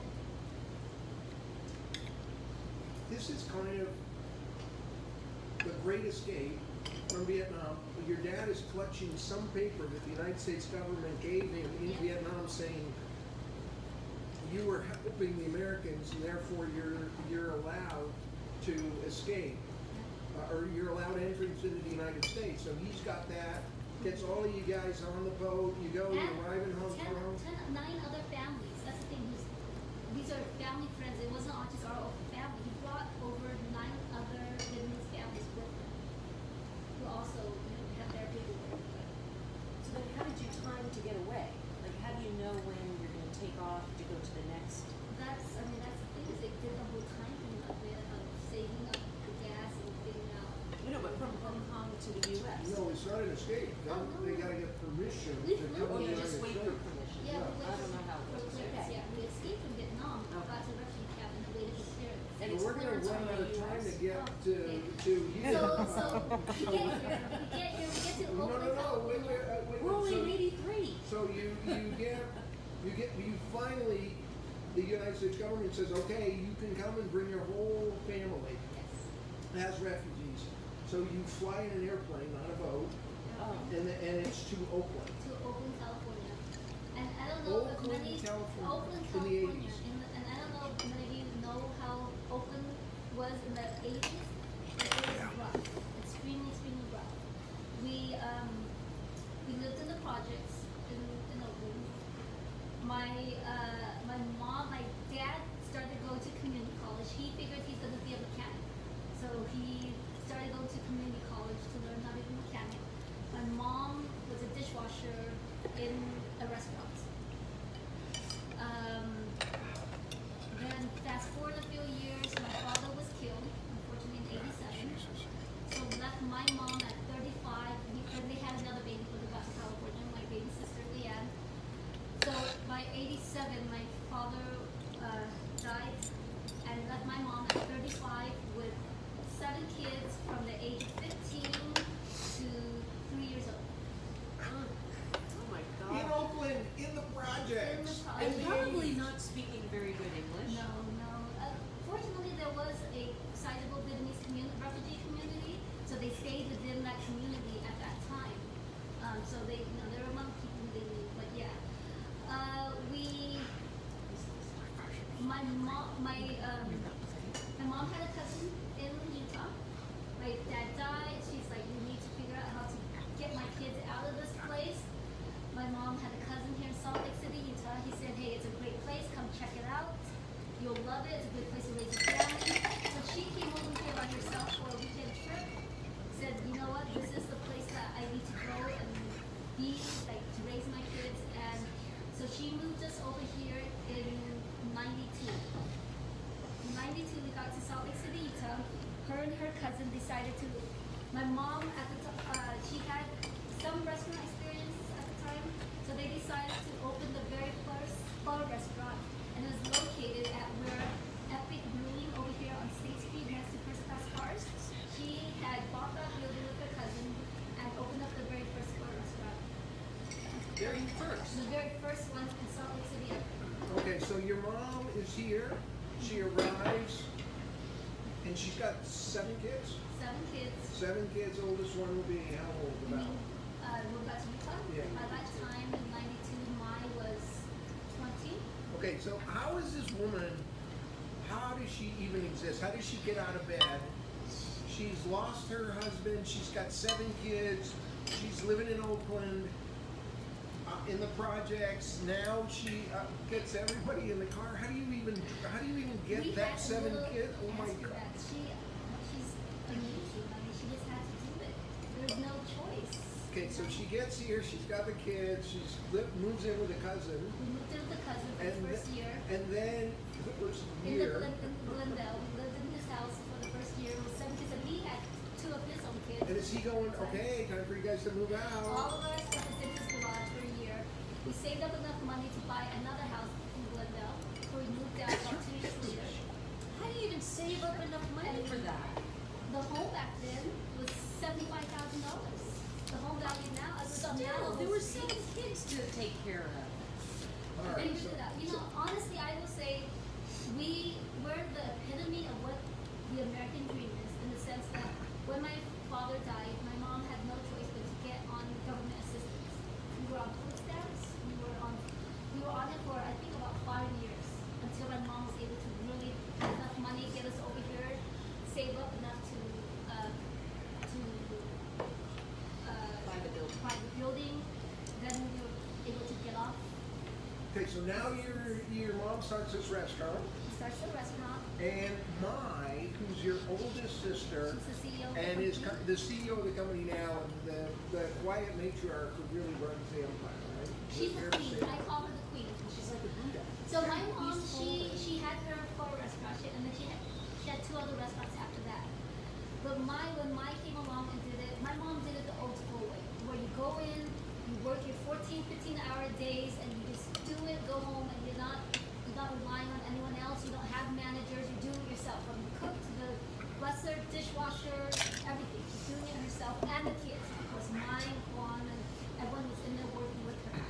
Eventually, my mom, was just like, okay, I'm done. She sold all the restaurants, and Mai opened up a nail shop. I want to make it clear, my mom did open up restaurants, but Mai is a self-made woman, in the sense that my mom, she ran the business the way she ran it, but it wasn't necessarily extremely profitable or successful. It did well enough to support our family, but nothing more, not to be able to grow more, not to really get big. Mai came along once my mom was kind of done and tired, and Mai said, okay, restaurant, that's what we know, we'll do restaurants. And so she opened up, So this is a dynamic, amazing woman that I'm going to introduce you to one day, because I love this woman and I love her story. So she comes at 20. She's going to take over. She's going to take what your mom has and turn it into this big empire. Take the experience of running a restaurant, and she goes and she saves up her own money and goes and first does a nail shop, of course, and then take the nail shop and then leverage it into this building. So let's go back. And she also is going to college and university. You know what? She actually never graduated from college. She did a year and a half, 2 years at the LDS Business College for interior design. Mai had a knack for design, as you can see from all of our restaurants and buildings.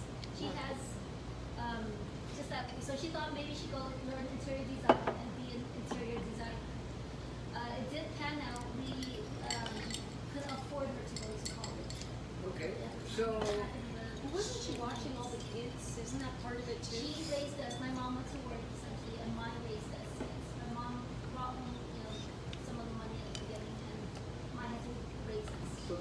So tell us about how you guys built the empire. You're all together like as a family and as a team, and you're building this. So.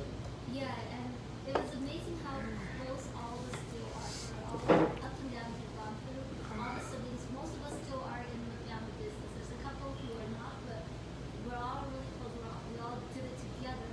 The whole Sapa investment group came together when Mai saw an opportunity to buy this building back it's been about 10, 12 years now that she purchased this building.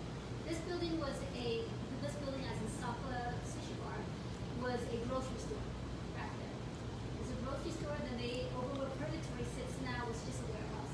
So she came across the opportunity to buy this, and she didn't have enough money at the time to buy it. Well, and so she was. And a lot of people don't know Purgatory is yours also. Purgatory is a bar. Yeah, a beautiful bar. Right.